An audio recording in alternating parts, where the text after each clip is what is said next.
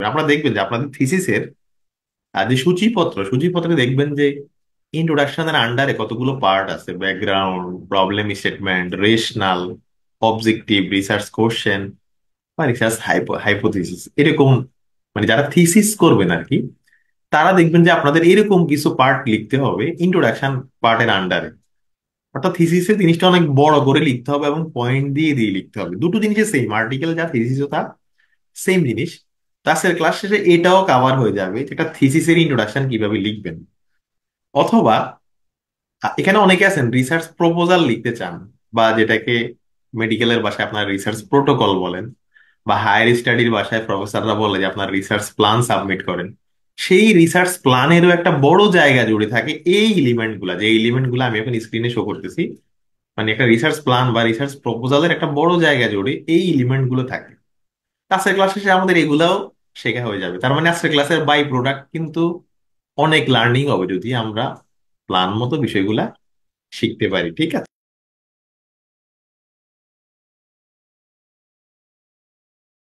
এখন আমরা একটা শিট দিয়েছিলাম আপনাদেরকে, যে আমরা আসলে এই বইটা, এই যে একটা বই দিয়েছিলাম আপনাদেরকে, বলেছিলাম অষ্টম বা নবম লেখা থেকে লাগবে। সেই বইয়ের ইন্ট্রোডাকশন অধ্যায় থেকে আমি এখন দেখাচ্ছি। আমি আবার বলি, নট নেসেসারি যে আপনার এই বইটাই ফলো করতে হবে, আপনি যে কোনো বই ফলো করতে পারেন, তবে যেই বই ফলো করেন না কেন ঘুরি ফিরি বিষয়গুলো সেম। ঠিক আছে? ওকে। তো এখন আমরা রিসার্চ আর্টিকেলের ইন্ট্রোডাকশন পার্ট নিয়ে বিস্তারিত কথা বলবো। তো প্রথমে একটু বুঝেন যে একটা রিসার্চ আর্টিকেলের অনেকগুলো পার্ট আছে। হুম। এবং এক একটা পার্টের এক এক কাজ। যেমন ধরেন মেথড, যে পার্টটা মেথড, ম্যাটেরিয়ালস বা মেথোডোলজি, মেথড পার্টের কাজ হচ্ছে আপনার গবেষণার প্রক্রিয়া সম্পর্কে বলবেন। প্রক্রিয়া মানে গবেষণাটি কিভাবে করছে সেটা মেথড পার্টে বলবেন। আবার রেজাল্ট পার্টে হচ্ছে আপনার গবেষণায় আপনি কি পেয়েছেন সেটা আপনি রেজাল্ট পার্টে বলবেন। তাহলে আমাদের প্রশ্ন হলো যে তাহলে ইন্ট্রোডাকশন পার্টে আমরা কি লিখি? ইন্ট্রোডাকশন পার্টে আমরা কি লিখি? ঠিক আছে? ইন্ট্রোডাকশন মানে ভূমিকা।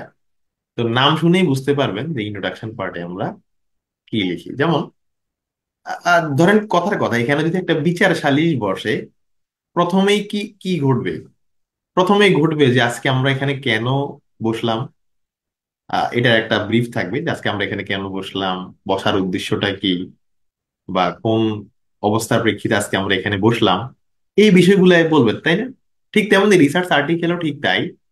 রিসার্চ আর্টিকেলের ইন্ট্রোডাকশন পার্টে হচ্ছে আপনি কি নিয়ে গবেষণা করতেছেন, কেন করতেছেন, কি নিয়ে গবেষণা করতেছেন, কেন করতেছেন, আপনার গবেষণার উদ্দেশ্য কি, এই জিনিসগুলো আপনি ইন্ট্রোডাকশন পার্টে ক্লিয়ার করবেন। আবার বলছি, আপনি কি নিয়ে গবেষণা করতেছেন, আপনার টপিকটা কি বা আপনার টাইটেলটা কি সেটা সম্পর্কে আলোচনা, কি নিয়ে গবেষণা করতেছেন, কেন করতেছেন, মানে এটার গুরুত্বটা আসলে কি? কেন গবেষণা করতেছেন, এবং আপনার গবেষণার উদ্দেশ্যটা কি, এই জিনিসটা আপনি রিসার্চ আর্টিকেল বা যে কোনো কনফারেন্স পেপারের ইন্ট্রোডাকশন পার্টে এই জিনিসটা আপনি ক্লিয়ার করবেন।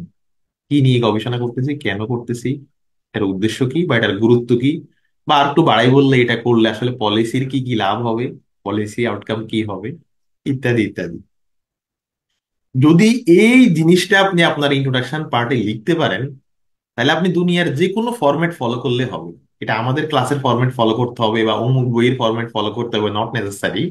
আপনার ইন্ট্রোডাকশন পার্টে যদি আপনি আপনার টপিককে পরিচয় করিয়ে দিতে পারেন, কেন গবেষণা করতেছেন সেটা যদি এস্টাবলিশ করতে পারেন, আপনার গবেষণার ইউনিকনেস কোন জায়গায়, মানে গ্যাপ কোন জায়গায় সেটা যদি বলতে পারেন, এবং গবেষণার উদ্দেশ্যটা কি সেটা যদি আপনি বলতে পারেন, আপনি পয়েন্ট দিয়ে লেখেন বা পয়েন্ট ছাড়া লেখেন, যেভাবেই লেখেন না কেন এটা একটা পারফেক্ট ইন্ট্রোডাকশন হয়ে যাবে। ফলে আমরা যে ক্লাসে পড়তেছি যে ইন্ট্রোডাকশনের এলিমেন্ট ছয়টা, পাঁচটা, সাতটা, যে যেভাবে পড়ি না কেন, বিষয়টা এলিমেন্টের নয়, বিষয়টা হচ্ছে যে এই বিষয়গুলো থাকতে হবে। এখন আমরা আমাদের সুবিধার্থে হয়তো একটা আউটলাইন ফলো করি বা একটা শিট বা একটা বই ফলো করি। আশা করি আপনারা বিষয়টা বুঝতে পেরেছেন। ওকে। তো বললো যে একটা রিসার্চ আর্টিকেল ইন্ট্রোডাকশন পার্ট হয় নর্মালি 1,000 ওয়ার্ড। সোজা কথা বললে 1,000 ওয়ার্ড মানে ধরেন ইন্ট্রোডাকশন পার্ট নর্মালি টিপিক্যালি আর কি আহ 2-3 পেজ হয় একটা রিসার্চ আর্টিকেলে, 2-3 বা 4 পেজ হয় একটা ইন্ট্রোডাকশন, যদি আমরা এমএস ওয়ার্ড এর কথা চিন্তা করি আর কি। ইন্ট্রোডাকশনে কি কি এলিমেন্ট থাকে সেটা নিয়ে আমরা এখন কথা বলবো। আমাদের আজকে প্র্যাকটিক্যাল সেশন আছে, ফলে আমরা 8টার মধ্যেই মূল সেশন শেষ করে 8টা 25-এর মধ্যে আবার প্র্যাকটিক্যাল। প্র্যাকটিক্যাল মানে আমি একটা টাইটেল নিয়ে কিছুটা ইন্ট্রোডাকশন লেখার ট্রাই করা, আর কিছু না। ওকে। তো ইন্ট্রোডাকশনের অনেকগুলো এলিমেন্ট। এলিমেন্ট ওয়ানে বললো যে রাইটারকে প্রথমেই তার ব্রড টপিক বা ব্রড থিম সম্পর্কে ক্লিয়ার করতে হবে। রাইটারকে প্রথমেই তার ব্রড টপিক বা ব্রড থিম সম্পর্কে বলতে হবে। তো ব্রড থিম বা ব্রড টপিক কি? গত ক্লাস আপনারা যারা করেছেন, আপনারা জানেন যে ব্রড থিম বা ব্রড ব্রড টপিক আমরা বলছিলাম যে, যেমন আমি প্রাইমারি এডুকেশন নিয়ে কাজ করতে চাই, প্রাইমারি এডুকেশন হচ্ছে আমার ব্রড টপিক। কিন্তু আমি কাজ করতে চাই প্রাইমারি এডুকেশনের শিক্ষকদের বেতন ভাতার কারণে তাদের অসন্তুষ্টি নিয়ে। তাহলে এটা হয়ে গেল স্পেসিফিক। তো বললো যে গবেষককে প্রথমে ব্রড টপিক নিয়ে কথা বলতে হবে। ব্রড টপিক কি, আমি কয়েকটা উদাহরণ দিই তাহলে ক্লিয়ার হবে। যেমন ধরেন, এখানে একটা রিভিউ আর্টিকেল, এটা শিরোনাম হচ্ছে discrimination and social exclusion of third gender population, মানে হিজড়াদের উপর একটা গবেষণা। তাহলে এখানে ব্রড টপিক হচ্ছে কি, হিজড়ারা হচ্ছে এই গবেষণার একটা ব্রড টপিক, বা হিজড়াদের ডিসক্রিমিনেশন একটা ব্রড টপিক আর কি, এই গবেষণার প্রেক্ষিত। বা আরো আরো উদাহরণ খেয়াল করেন তাহলে ক্লিয়ার হবে আর কি যে ব্রড টপিক জিনিসটা কি। এটা অনেকভাবে বলা যায়। যেমন এটা হচ্ছে যে কোভিড-19 এর কারণে, আগের পেপার, কোভিড-19 এর কারণে শিক্ষার্থীদের body BMI, eating habit, physical অ্যাক্টিভিটির উপর প্রভাব। তার মানে কোভিড-19 এখানে ব্রড টপিক, আর এক্স্যাক্টলি কাজ করা হচ্ছে কোভিড-19 এর বিএমআই, ইটিং হ্যাবিট বা ফিজিক্যাল অ্যাক্টিভিটি, এগুলোর উপর কাজ করা হচ্ছে। খেয়াল করেন এই যে কোভিড-19 এর কারণে ইনফর্মাল মাইগ্রেন্টদের ফুড ইনসিকিউরিটির উপর প্রভাব, এরকম একটা পেপার। তাহলে কোভিড-19 এখানে হচ্ছে একটা ব্রড থিম বা ব্রড টপিক। দেন হচ্ছে তাদের ফুড ইনসিকিউরিটি নিয়ে কাজ হচ্ছে, সেটা হচ্ছে সাব টপিক আর কি। ঠিক আছে। তো যে কোনো টপিক, আমরা তো টপিকের কাজ করি, টপিক থেকে আবার সাব টপিকের জন্ম নেয় আর কি। যেটা বললাম যে আমি বলতেছি যে আমি উচ্চশিক্ষা নিয়ে কাজ কাজ করবো, হায়ার স্টাডি হচ্ছে এখানে একটা ব্রড টপিক। আমি যদি বলি যে আমি উচ্চশিক্ষার ক্ষেত্রে বাংলাদেশের বিশ্ববিদ্যালয়গুলো কেন গবেষণায় এগিয়ে যাচ্ছে না সেটা নিয়ে গবেষণা করতে চাই, সেক্ষেত্রে বিষয়টা আরো কি স্পেসিফিক হলো। এটা যে ব্যাকগ্রাউন্ডে আপনারা যারাই আছেন, দেখবেন যে কাজ করতে গেলেই আপনাদের টপিকটা কোনো না কোনো একটা ব্রড টপিকের আন্ডারে পড়ে যাবে আর কি। ঠিক আছে, এটা চিন্তা করলে বুঝবেন। মানে আপনার টপিকটাকে হচ্ছে পরিচয় করিয়ে দেওয়া। আপনি যে ব্যাকগ্রাউন্ডে চিন্তা করেন না কেন, এটা একটা সেন্ট্রাল টপিক থাকে। যেমন এখানে লেখা আছে যে molecular mechanism of organic crystal nucleation, তো বোঝা যায় যে ক্রিস্টাল নিউক্লিয়েশন বা অর্গানিক ক্রিস্টাল নিউক্লিয়েশন এটা নিয়ে আমরা কাজ করতেছি। মানে ধরেন কেউ যদি আমাদেরকে জিজ্ঞেস করে যে ভাই তুমি কি নিয়ে কাজ করতেছো, আমরা উত্তরে যা বলি এটাই হচ্ছে আমাদের ব্রড টপিক। আমরা উত্তরে যা বলি, আমি বলি যে ভাই আমি তো এডুকেশন নিয়ে কাজ করতেছি, বা আমি বলি যে ভাই আমি তো প্রাইমারি এডুকেশন নিয়ে কাজ করতেছি। মানে ইন জেনারেলি আমরা যেটা বলি আর কি, কি নিয়ে কাজ করতেছি। কেউ একজন বললো যে আমি মুক্তিযুদ্ধ নিয়ে কাজ করতেছি, তাহলে মুক্তিযুদ্ধটা এখানে হচ্ছে ব্রড টপিক। কিন্তু কেউ যদি 1971 সালের মুক্তিযুদ্ধে ধরেন গেরিলা যোদ্ধাদের ভূমিকা নিয়ে কাজ কাজ করে, সেক্ষেত্রে মুক্তিযুদ্ধ হচ্ছে ব্রড টপিক, কিন্তু মুক্তিযুদ্ধে গেরিলা যোদ্ধা আরো, এটা হয়ে গেছে স্পেসিফিক। ওকে। এগুলো কেন বললাম এতগুলো উদাহরণ? আমরা যখন ইন্ট্রোডাকশন পার্ট লিখবো, তখন আমাদের কাজ হবে প্রথমেই ব্রড টপিক নিয়ে কিছু লাইন লেখা। ব্রড টপিক নিয়ে কিছু লাইন লেখা। আজকে ক্লাসের আগে আমি জাস্ট নমুনা হিসাবে দেখার জন্য একটা দুইটা স্যাম্পল প্রপোজাল আর কি, এগুলো স্যাম্পল স্যাম্পল আর্টিকেল বলা যায়। ধরেন এই যে evaluating A efficiency of new water purification system, মানে একটা ওয়াটার পিউরিফিকেশন সিস্টেমের আপনি ইফিসিয়েন্সি ইভালুয়েট করবেন আপনার গবেষণার মাধ্যমে। তাহলে কেউ যদি আমাদের জিজ্ঞেস করে যে ভাই আপনি কি নিয়ে কাজ কাজ করতেছেন, আমি বলবো যে ভাই আমি তো ওয়াটার পিউরিফিকেশন নিয়ে কাজ কাজ করতেছি। তাহলে আপনার প্রথম কাজ হবে ওয়াটার পিউরিফিকেশন, এই কনসেপ্টটাকে ক্লিয়ার করা বা এই কনসেপ্ট সম্পর্কে কিছু লাইন লেখা। আশা করি আপনারা এতগুলো উদাহরণ দেওয়ার পরে বিষয়টা ক্লিয়ার, যে রাইটারকে প্রথমেই তার ব্রড থিম বা ব্রড টপিক সম্পর্কে বলতে হবে। যেমন আমি চেষ্টা করতেছি সহজ উদাহরণ দেওয়ার জন্য যেন আপনাদের বুঝতে সুবিধা হয়। হ্যাঁ, যেমন ধরেন এখানে impact of COVID-19 induced food insecurity among informal migrant, আমরা বলছি এখানে কোভিড-19 হচ্ছে ব্রড থিম। ঠিক আছে। তাহলে দেখবেন শুরুতেই, ইন্ট্রোডাকশনের শুরুতেই কোভিড-19 এর একটা পরিচয় দিয়ে দেবে। যদি কমন নলেজ হয় রেফারেন্স লাগবে না। যেমন প্রথম লাইনটা হচ্ছে কি, কোভিড-19 ওয়ার্ল্ড ওয়াইড একটা গ্লোবালি একটা খুব গুরুত্বপূর্ণ ইস্যু, এখানে কোনো রেফারেন্স নাই কিন্তু, কারণ এটা একটা কমন নলেজ। পরে আবার কোভিড এর পরিচয়টা দিয়ে দিয়েছে রেফারেন্স সহ। তো সোজা কথা হলো, প্রথম যে এলিমেন্টটা, এই এলিমেন্টে কিছু কমন নলেজ চলে আসবে, সেটাতে রেফারেন্স লাগবে না। আবার কিছু হিস্ট্রি আসতে পারে, বা মানে বিষয়টাকে পরিচয় করিয়ে দাও। মেইন কথা হলো এলিমেন্ট ইন্ট্রোডাকশন, এলিমেন্ট ওয়ান মানে হচ্ছে বিষয়টাকে আপনার পরিচয় করিয়ে দিতে হবে। এটাকে বলে এলিমেন্ট ওয়ান, বিষয়টাকে আপনার পরিচয় করিয়ে দিতে হবে। এখন এই পার্টে আমরা হয়তো এআই এর ক্লাস লাগাবো, এই শুধুমাত্র ইন্ট্রোডাকশনের এই পার্টে টেকনিক্যালি একটু এআই ব্যবহার করা যায়। আমি বলছি হোল ইন্ট্রোডাকশন পার্টে এআই ব্যবহার করা যাবে না, এতে অনেক প্রোস এন্ড কনস আছে, মানে আর্টিফিশিয়াল মানে চ্যাট জিপিটি এগুলো ব্যবহার করা যাবে না। কিন্তু এলিমেন্ট ওয়ান এর ক্ষেত্রে আমি যদি আমার টাইটেলটা দিয়ে চ্যাট জিপিটি কে বলি যে তুমি আমার এই ব্রড টপিক সম্পর্কে 5 লাইন লিখে দাও, কিঞ্চিত সে এটা করে দিতে পারবে। হয়তো এই আউটপুটটা সরাসরি আপনি নেবেন না, কিন্তু সে এই কাজটা মানে এই শুধুমাত্র ইন্ট্রোডাকশনের এই এলিমেন্টটা একটু নিতে পারে সে। মানে ওখানে অনেক কমন নলেজ আছে। যেমন যদি আমি যদি বলি যে আমি বাংলাদেশের ট্রাফিক জ্যাম বন্ধে একটা মডেল নিয়ে কাজ করতেছি, তুমি আমাকে এলিমেন্ট ওয়ান সম্পর্কে বলো, তো সেই এলিমেন্ট ওয়ানে কি, এলিমেন্ট ওয়ানে সে প্রথম লাইনটা হবে ট্রাফিক জ্যাম বাংলাদেশ একটা বড় সমস্যা, বা ট্রাফিক জ্যামের কিছু হিস্ট্রিক্যাল কথাবার্তা, বা ট্রাফিক জ্যাম পরিচয় করে দিতে পারে কিছু কমন কথা দিয়ে। তো এই হলো আমাদের এলিমেন্ট ওয়ান, যেটা আমরা প্র্যাকটিক্যাল পার্ট কিন্তু দেখবো ক্লাসে। এটা হচ্ছে ইন্ডাস্ট্রি এলিমেন্ট ওয়ান, আপনি কি নিয়ে কাজ করতেছেন সেটাকে পরিচয় করিয়ে দেওয়া, এটাকে বলে এলিমেন্ট ওয়ান। 2 নাম্বার এলিমেন্টটা খুবই গুরুত্বপূর্ণ। 2 নাম্বার এলিমেন্টটা এখানে বললো যে টপিককে পরিচয় করে দেওয়ার পরে গবেষকের কাজ হবে এই টপিকের একাডেমিক এবং প্র্যাকটিক্যাল ইম্পর্টেন্সটা এক্সপ্লেইন করা। বা এক কথায় বললে, এখানে বললো যে গবেষককে আনসার দিতে হবে যে আপনার এই আর্টিকেলটা রিডাররা কেন গুরুত্ব দেবে, মানে কেন রিডারদের আসলে আপনি যে আর্টিকেলটা লিখছেন, আমরা ভাইবা বোর্ডে প্রশ্ন করে না যে আপনি যে টাইটেলটা নিয়েছেন এটার গুরুত্বটা কি আসলে, বা আপনি যে টাইটেলটা লিখছেন এতে আসলে আপনি কি সমস্যার সমাধান করতে চাইতেছেন। অর্থাৎ 2 নাম্বার এলিমেন্টে গবেষককে ক্লিয়ার করতে হবে যে এই বিষয়টাতে যে উনি বেছে নিছে, এই বিষয়ে বেছে নেওয়ার গুরুত্বটা, বা এই উনি যে সমস্যাটা নিয়ে কাজ করতেছে সমস্যাটাকে এবার তিনি উপস্থাপন করবেন। যেমন যেটা বললাম যে COVID-19 induced food insecurity in Bangladesh, আমরা কোভিড-19 এর পরিচয় করিয়ে দিলাম।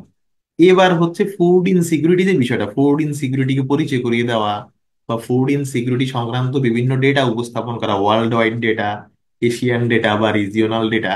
আবারও বলছি এলিমেন্ট টুটাই হচ্ছে ইন্ট্রোডাকশনের প্রাণ, এবং এটা দ্বারাই নির্ধারিত হবে আপনার ইন্ট্রোডাকশনের ক্রেডিবিলিটি। এটা খুব গুরুত্বপূর্ণ কিন্তু এলিমেন্ট টুতে আপনি যে বিষয়টা নিয়ে কাজ করতেছেন সেই সমস্যাটাকে উপস্থাপন করবেন। সমস্যা মানে আমরা রিসার্চ মানেই তো আসলে আমরা কোনো একটা সমস্যার সমাধান করি বা কোনো একটা ইস্যু কেন্দ্রিক করি। এলিমেন্ট টু পড়ে যেন একজন রিডার স্যাটিসফাই হয় যে হ্যাঁ এটা তো আসলেই একটা সমস্যা, বা এটা নিয়ে তো আসলেই গবেষণা করা উচিত, মানে রিডারের মধ্যে যেন এমন একটা বোধ আসে। এটাই হবে এলিমেন্ট টুতে। তার মানে কি এলিমেন্ট টুতে এবার আপনি রেফারেন্স দিয়ে, রেফারেন্সের খেলা কিন্তু এলিমেন্ট টুতে বেসিক্যালি শুরু হয়। আপনি দেখবেন যে রিডার যখন পড়ে তখন সে বিভিন্ন পরিসংখ্যান এখানে খুঁজতে চাইবে যে আসলে কি কি কোন কোন কোন কোন গুরুত্বের প্রেক্ষিতে উনি এই পেপারটা লিখতেছে। হয়তো গবেষক লিখতেছে যে হ্যাঁ ওয়ার্ল্ড ওয়াইড খাদ্যাভাবে এত মানুষ মারা যাচ্ছে, এশিয়াতেও এত মানুষ মারা যাচ্ছে, এত মানুষ ঘর বাড়ি ছাড়া হচ্ছে, এত মানুষ পুষ্টিকর অভাবে ভুগতেছে, বাংলাদেশেও ভেরি রিসেন্টলি অমুক রিপোর্ট মতে বা তমুক পত্রিকার নিউজ মতে খাদ্য অভাবে মানুষ এই হচ্ছে, বা খাদ্য অভাবে মানুষ এক জায়গা থেকে আরেক জায়গায় মাইগ্রেশন করতেছে। আপনি বিভিন্ন তথ্য উপাত্ত বা বিভিন্ন যুক্তি এখানে দিচ্ছেন, বিশেষ করে রেফারেন্স দিয়ে দিয়ে আপনি এখানে উল্লেখ করতেছেন। যে কেউ একটু কনফার্ম করেন তো আছে ক্লাসটা ক্লিয়ার বোঝা যায় কিনা, মানে কথায় কি কোনো অস্পষ্টতা আছে নেট কানেকশনে? বোঝা যাচ্ছে ভাই, ক্লিয়ার বোঝা যাচ্ছে। ওকে, বুঝে না গেলে একটু জানাই, কারণ আমি নর্মাল কানেকশন আছি তো। আচ্ছা আমি আমার ভালো কানেকশনটা কানেক্ট করে দিই, হ্যাঁ। যদিও বোঝা যাচ্ছে তবু আমি রিস্ক নিতে চাই না আর কি।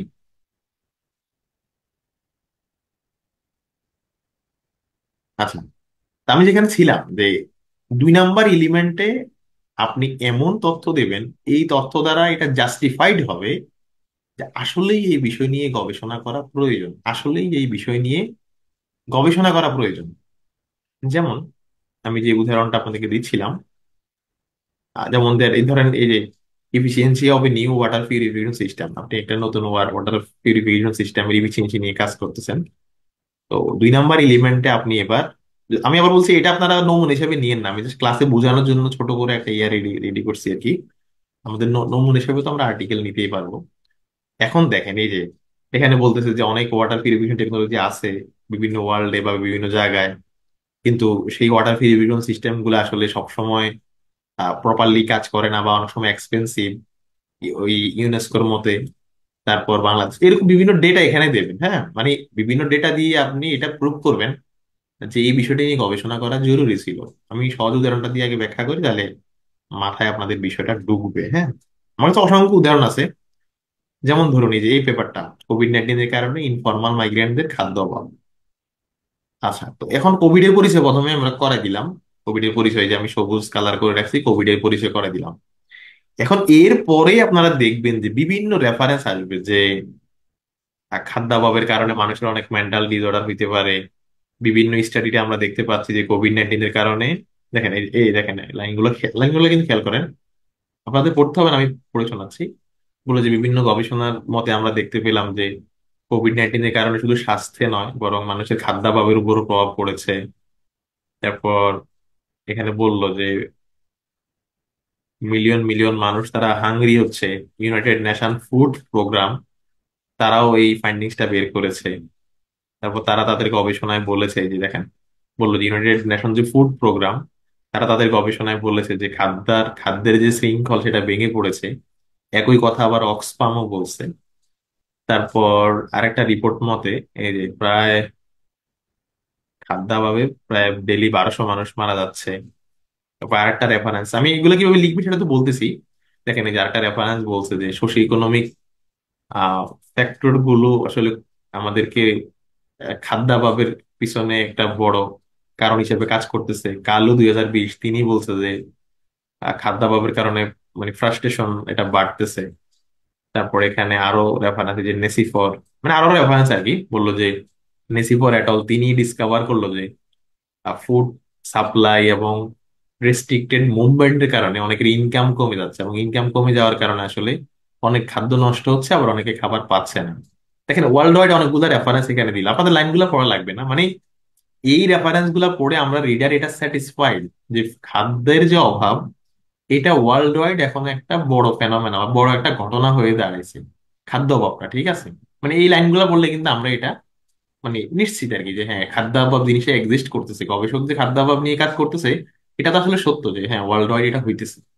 এরপর গবেষক আবার দেখেন বাংলাদেশের কন্টেক্সট, বলে যে বাংলাদেশের কন্টেক্সটেও আসলে কোভিড-19 ইকোনমিক ক্রাইসিস নিয়ে অনেক গবেষণা হয়েছে, এই কয়েকটা দিল। তারপরে এই যে বাংলাদেশে বললো দাস এটল, তিনি বলছে যে 90% মানুষ তারা ফুড ইনসিকিউরিটিতে ভুগতেছে। তারপর আরেকটা গবেষণা, সেখানে দেখা গেল যে আরবান এরিয়ায় মানুষ বেশি আহ ফুড ইনসিকিউরিটি ভুগতেছে রাদার দেন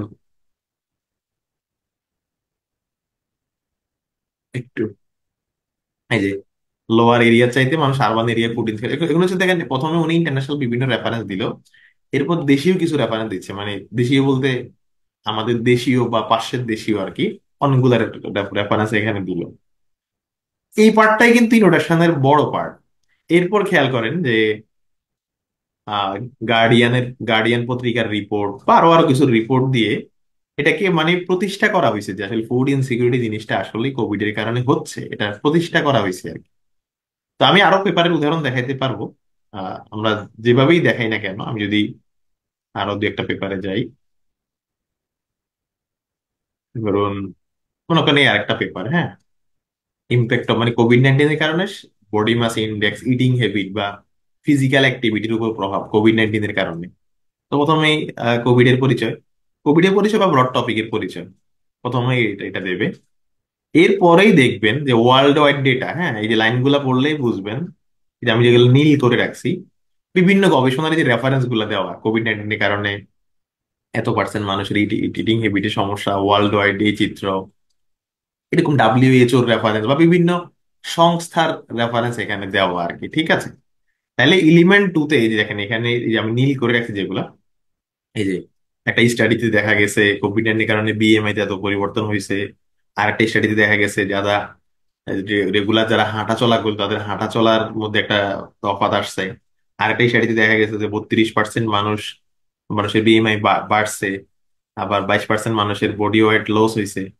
আবার ওয়ার্ল্ড ওয়াইড একটা কোহর্ট স্টাডিতে দেখা গেছে যে এখানে বলা আছে যে এই যে 67টা দেশের পার্টিসিপেন্টের উপর গবেষণা করে দেখা গেছে যে বিএমআই বাড়ছে।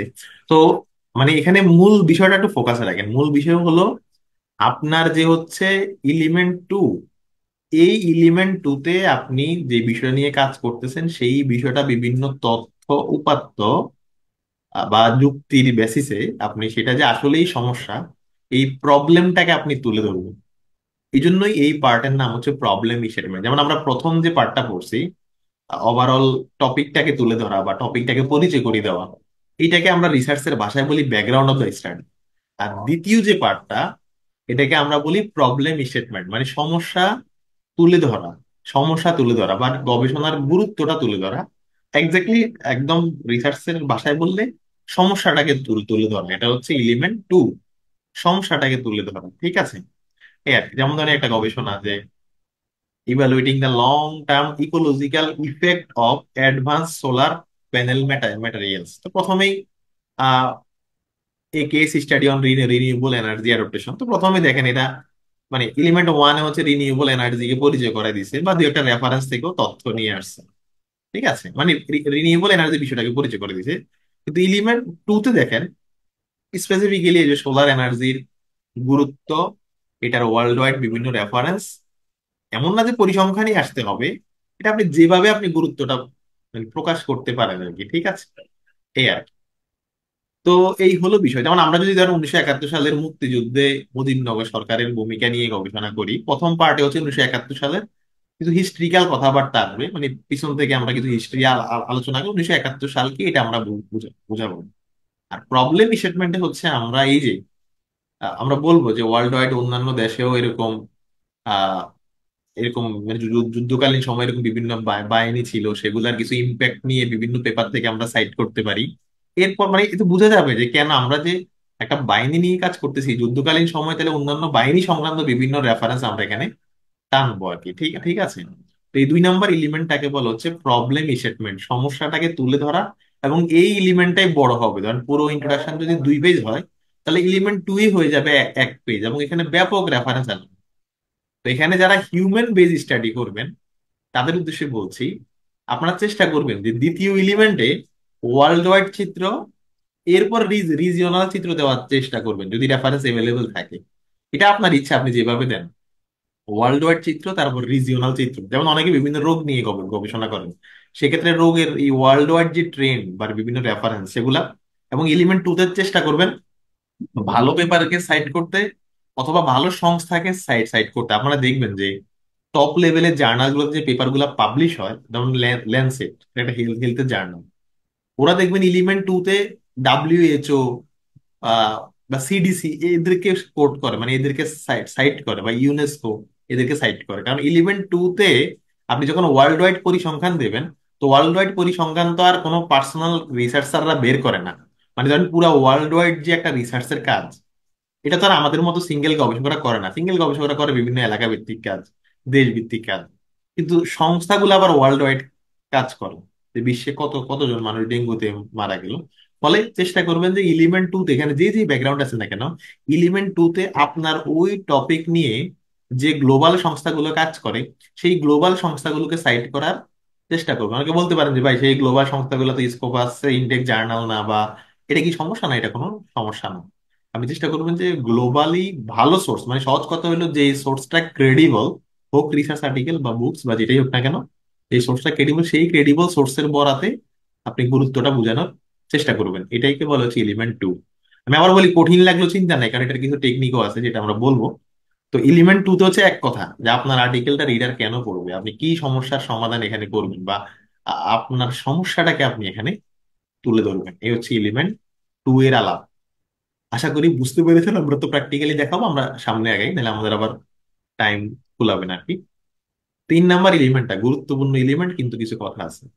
3 নাম্বার এলিমেন্টে যেটা বললো আর কি, সেটা হলো যে the author next summarizes available literature and cite important previous study that are relevant to current research। বললো যে গবেষক তো বিভিন্ন তথ্য উপাত্ত দিয়ে গবেষক বিভিন্ন তথ্য উপাত্ত দিয়ে হচ্ছে এলিমেন্ট 2টা শেষ করবে। এলিমেন্ট 3 তে বলতেছে এর আগে এই বিষয় সংক্রান্ত যে কাজগুলো হয়ে গেছে সেই কাজগুলোকে সামারাইজ করবে বা সেই কাজগুলাকে সাইট করবে, মানে বলবে যে আমার আগে ও মুখে এই বিষয় নিয়ে এই কাজ করে গেছে। এলিমেন্ট থ্রি হচ্ছে এইটা। তো এলিমেন্ট থ্রিটা আজকে আমরা পড়বো না, কেন জানেন? আমরা আগামী ক্লাসে যে টপিকটা লিটারেচার রিভিউ, যেটা নিয়ে আমাদের 2.5 ঘন্টার ক্লাস, সিঙ্গেল সেশন হবে কিন্তু আগামী ক্লাস, আমাদের আগামী ক্লাস পুরোটাই হচ্ছে এখানকার এলিমেন্ট থ্রি নিয়ে। আপাতত ধরে নেন যে এলিমেন্ট থ্রিটা নাই। এবং এখানে একটা প্যাচ আছে, প্যাচটা হইলো রিসার্চ আর্টিকেলের ইন্ট্রোডাকশন একটা পার্ট, লিটারেচার রিভিউ একটা পার্ট। কিন্তু এখানে যারা ইঞ্জিনিয়ারিং ব্যাকগ্রাউন্ড আছেন আপনারা দেখবেন যে লিটারেচার রিভিউ নামে পার্ট আপনাদের পেপারে নাই, বা মানে খুঁজে পান না, অথবা রিলেভেন্ট মানে লিটারেচার রিভিউ, রিলেটেড ওয়ার্কস, এরকম বিভিন্ন নামে যে পার্ট গুলো থাকে, এই পার্ট গুলো এখানে ইঞ্জিনিয়ারিং বা ক্লিনিক্যাল অনেকে দেখবেন আপনাদের গবেষণায় নাই। হয়তো সোশ্যাল যারা, বিজনেস যারা, কলা যারা, আপনারা হয়তো আপনাদের গবেষণায় দেখবেন লিটারেচার রিভিউ নামে আলাদা পার্ট থাকে। কিন্তু সোশ্যাল বিজনেস কলার বাইরে অন্য ব্যাকগ্রাউন্ডে যারা আছেন, আপনারা দেখবেন যে লিটারেচার রিভিউ নামে আলাদা পার্ট নাই। তো যে ব্যাকগ্রাউন্ডে লিটারেচার রিভিউ নামে আলাদা পার্ট না থাকে, সেই সব ব্যাকগ্রাউন্ডেই মূলত এলিমেন্ট থ্রিটা ইন্ট্রোডাকশনের ভেতরে ঢুকে যায়। মানে এলিমেন্ট থ্রিটা হচ্ছে বেসিক্যালি লিটারেচার রিভিউ। তো সোশ্যাল বিজনেস কলা ব্যাকগ্রাউন্ডে লিটারেচার রিভিউ নামে আলাদা অধ্যায় করা লাগে। আর অন্যান্য ব্যাকগ্রাউন্ডে এলিমেন্ট থ্রিটা এখানে ঢুকে যায় আর কি, পরোক্ষভাবে ঢুকে যায় ইন্ট্রোডাকশনের ভেতরে। এলিমেন্ট থ্রিটা হইলো যে অলরেডি যে কাজগুলা হয়েছে সেগুলাকে আপনি একনলেজ করবেন যে হ্যাঁ এই বিষয়ে এই এই এই কাজগুলা হয়েছে, এই বিষয়ে এই এই কাজগুলা হয়েছে। যেমন আমি একটা উদাহরণ দিই, যদি আমাদের এটা নিয়ে একদমই সামনে ক্লাস আছে, একটা পূর্ণাঙ্গ ক্লাস ক্লাস আছে, তাও আমি এটা দেই। দেখুন, এবং সেখানে অনেক ইয়ে আসবে, অনেক রেফারেন্স আসবে আর কি, ঠিক আছে? আচ্ছা, প্রথমত আমরা খাদ্যের নিরাপত্তা চিত্রটা তুলে ধরলাম। এরপর দেখেন, আমি একটু দেখাই, একটু একটু দেখেন, এখানে বললো যে further more A number of study also ডান, মানে বললো যে আমরা যে টপিকে কাজ করতেছি এই টপিকে ইউরোপে অনেক কাজ হয়েছে, সেই রেফারেন্স গুলো এখানে দেওয়া আছে। সাউথ এশিয়ায় কাজ হয়েছে, সেই রেফারেন্স গুলো দেওয়া আছে।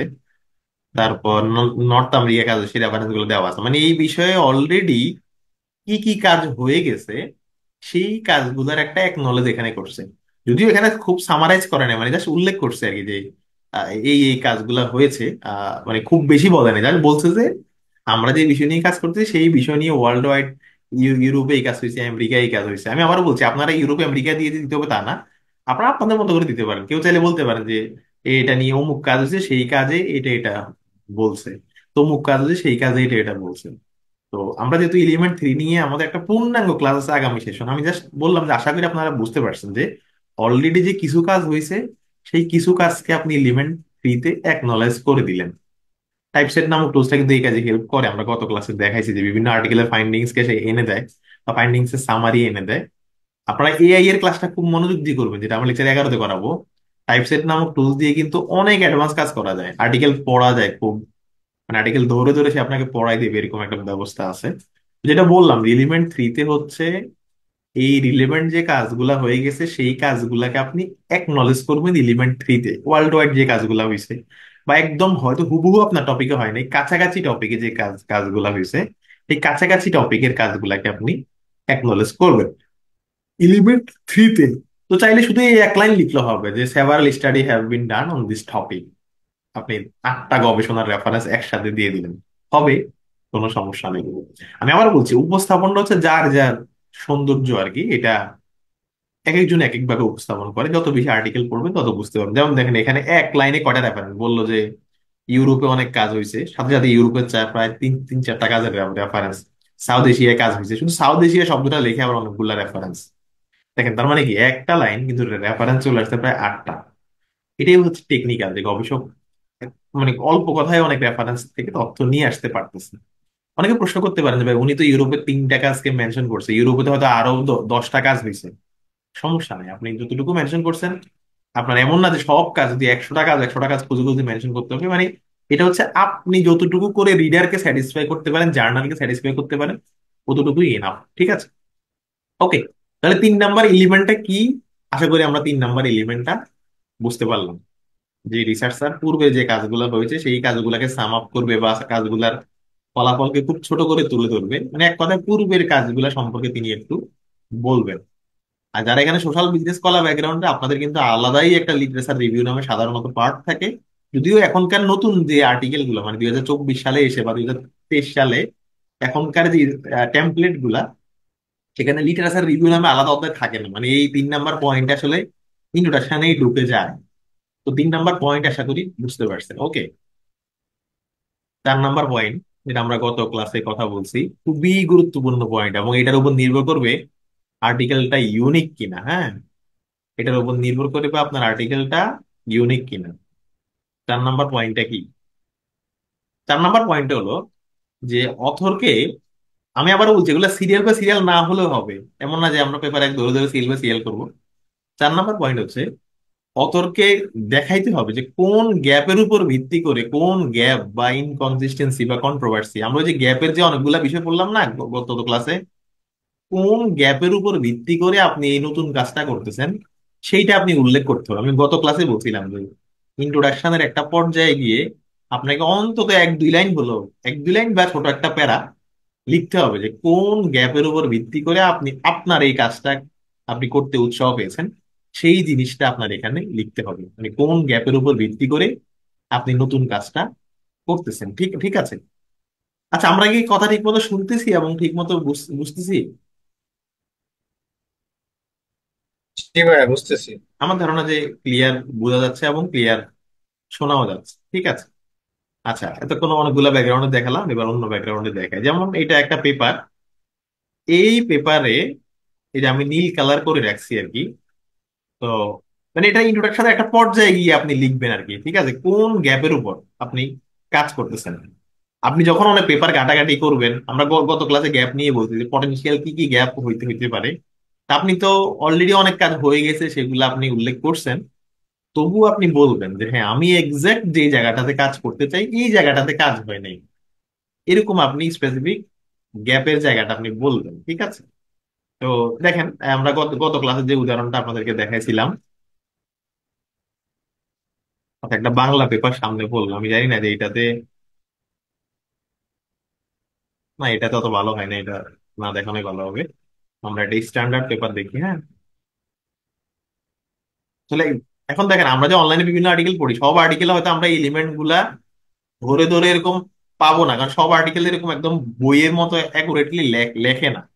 কিন্তু বিষয়টা আপনাদের মাথায় রাখতে হবে যে এটা হচ্ছে রুলস এবং এটাই করলে ভালো হয়। দেখেন এই যে একটা আর্টিকেল স্ক্রিনে আপনারা দেখতে পাচ্ছেন, আমি গত ক্লাসে বলছি যেটা একটা নেপালি স্টাডি। তারা তাদের গবেষণায় বলছে যে অলরেডি সিমিলার স্টাডি লোল্যান্ডের উপর হয়ে গেছে, কিন্তু তারা কাভার করবে বোথ হাইল্যান্ড এবং লোল্যান্ড। তাহলে দেখেন তারা কিন্তু একটা গ্যাপের কথা বললো। আবার তারা এটাও বললো যে আগের গবেষণা হয়েছে এই বিষয়ে, কিন্তু সেগুলো ছিল কোয়ান্টিটিভ, কিন্তু তারা গবেষণা করবে মিক্স মেথড স্টাইলে, তার মানে তাদের মেথডটাও ভিন্ন। তারা বলে দিছে তারা বোথ হাইল্যান্ড লোল্যান্ড, এবং তারা হচ্ছে যে আগের গবেষণাগুলো কোয়ান্টিটিভ হয়েছে, তারা মিক্স মেথডে করবে। তার মানে এই লাইনটা পড়লেই আপনার রিভিউয়ার বুঝে যাবে যে আপনার কাজটা ইউনিক আছে, আপনার কাজটা ইউনিক আছে। যেমন আমি নিজে একটা কাজ ধরবো ধরবো করে আসলে এখনো ধরতে পারতেছি না, কিন্তু আমার ইচ্ছা আছে যে কাজটা শেষ করা। মানে আমরা অলরেডি টিমও করে ফেলছি কাজটা করার জন্য। এরকম একটা কাজ আপনাদেরকে দেখাই।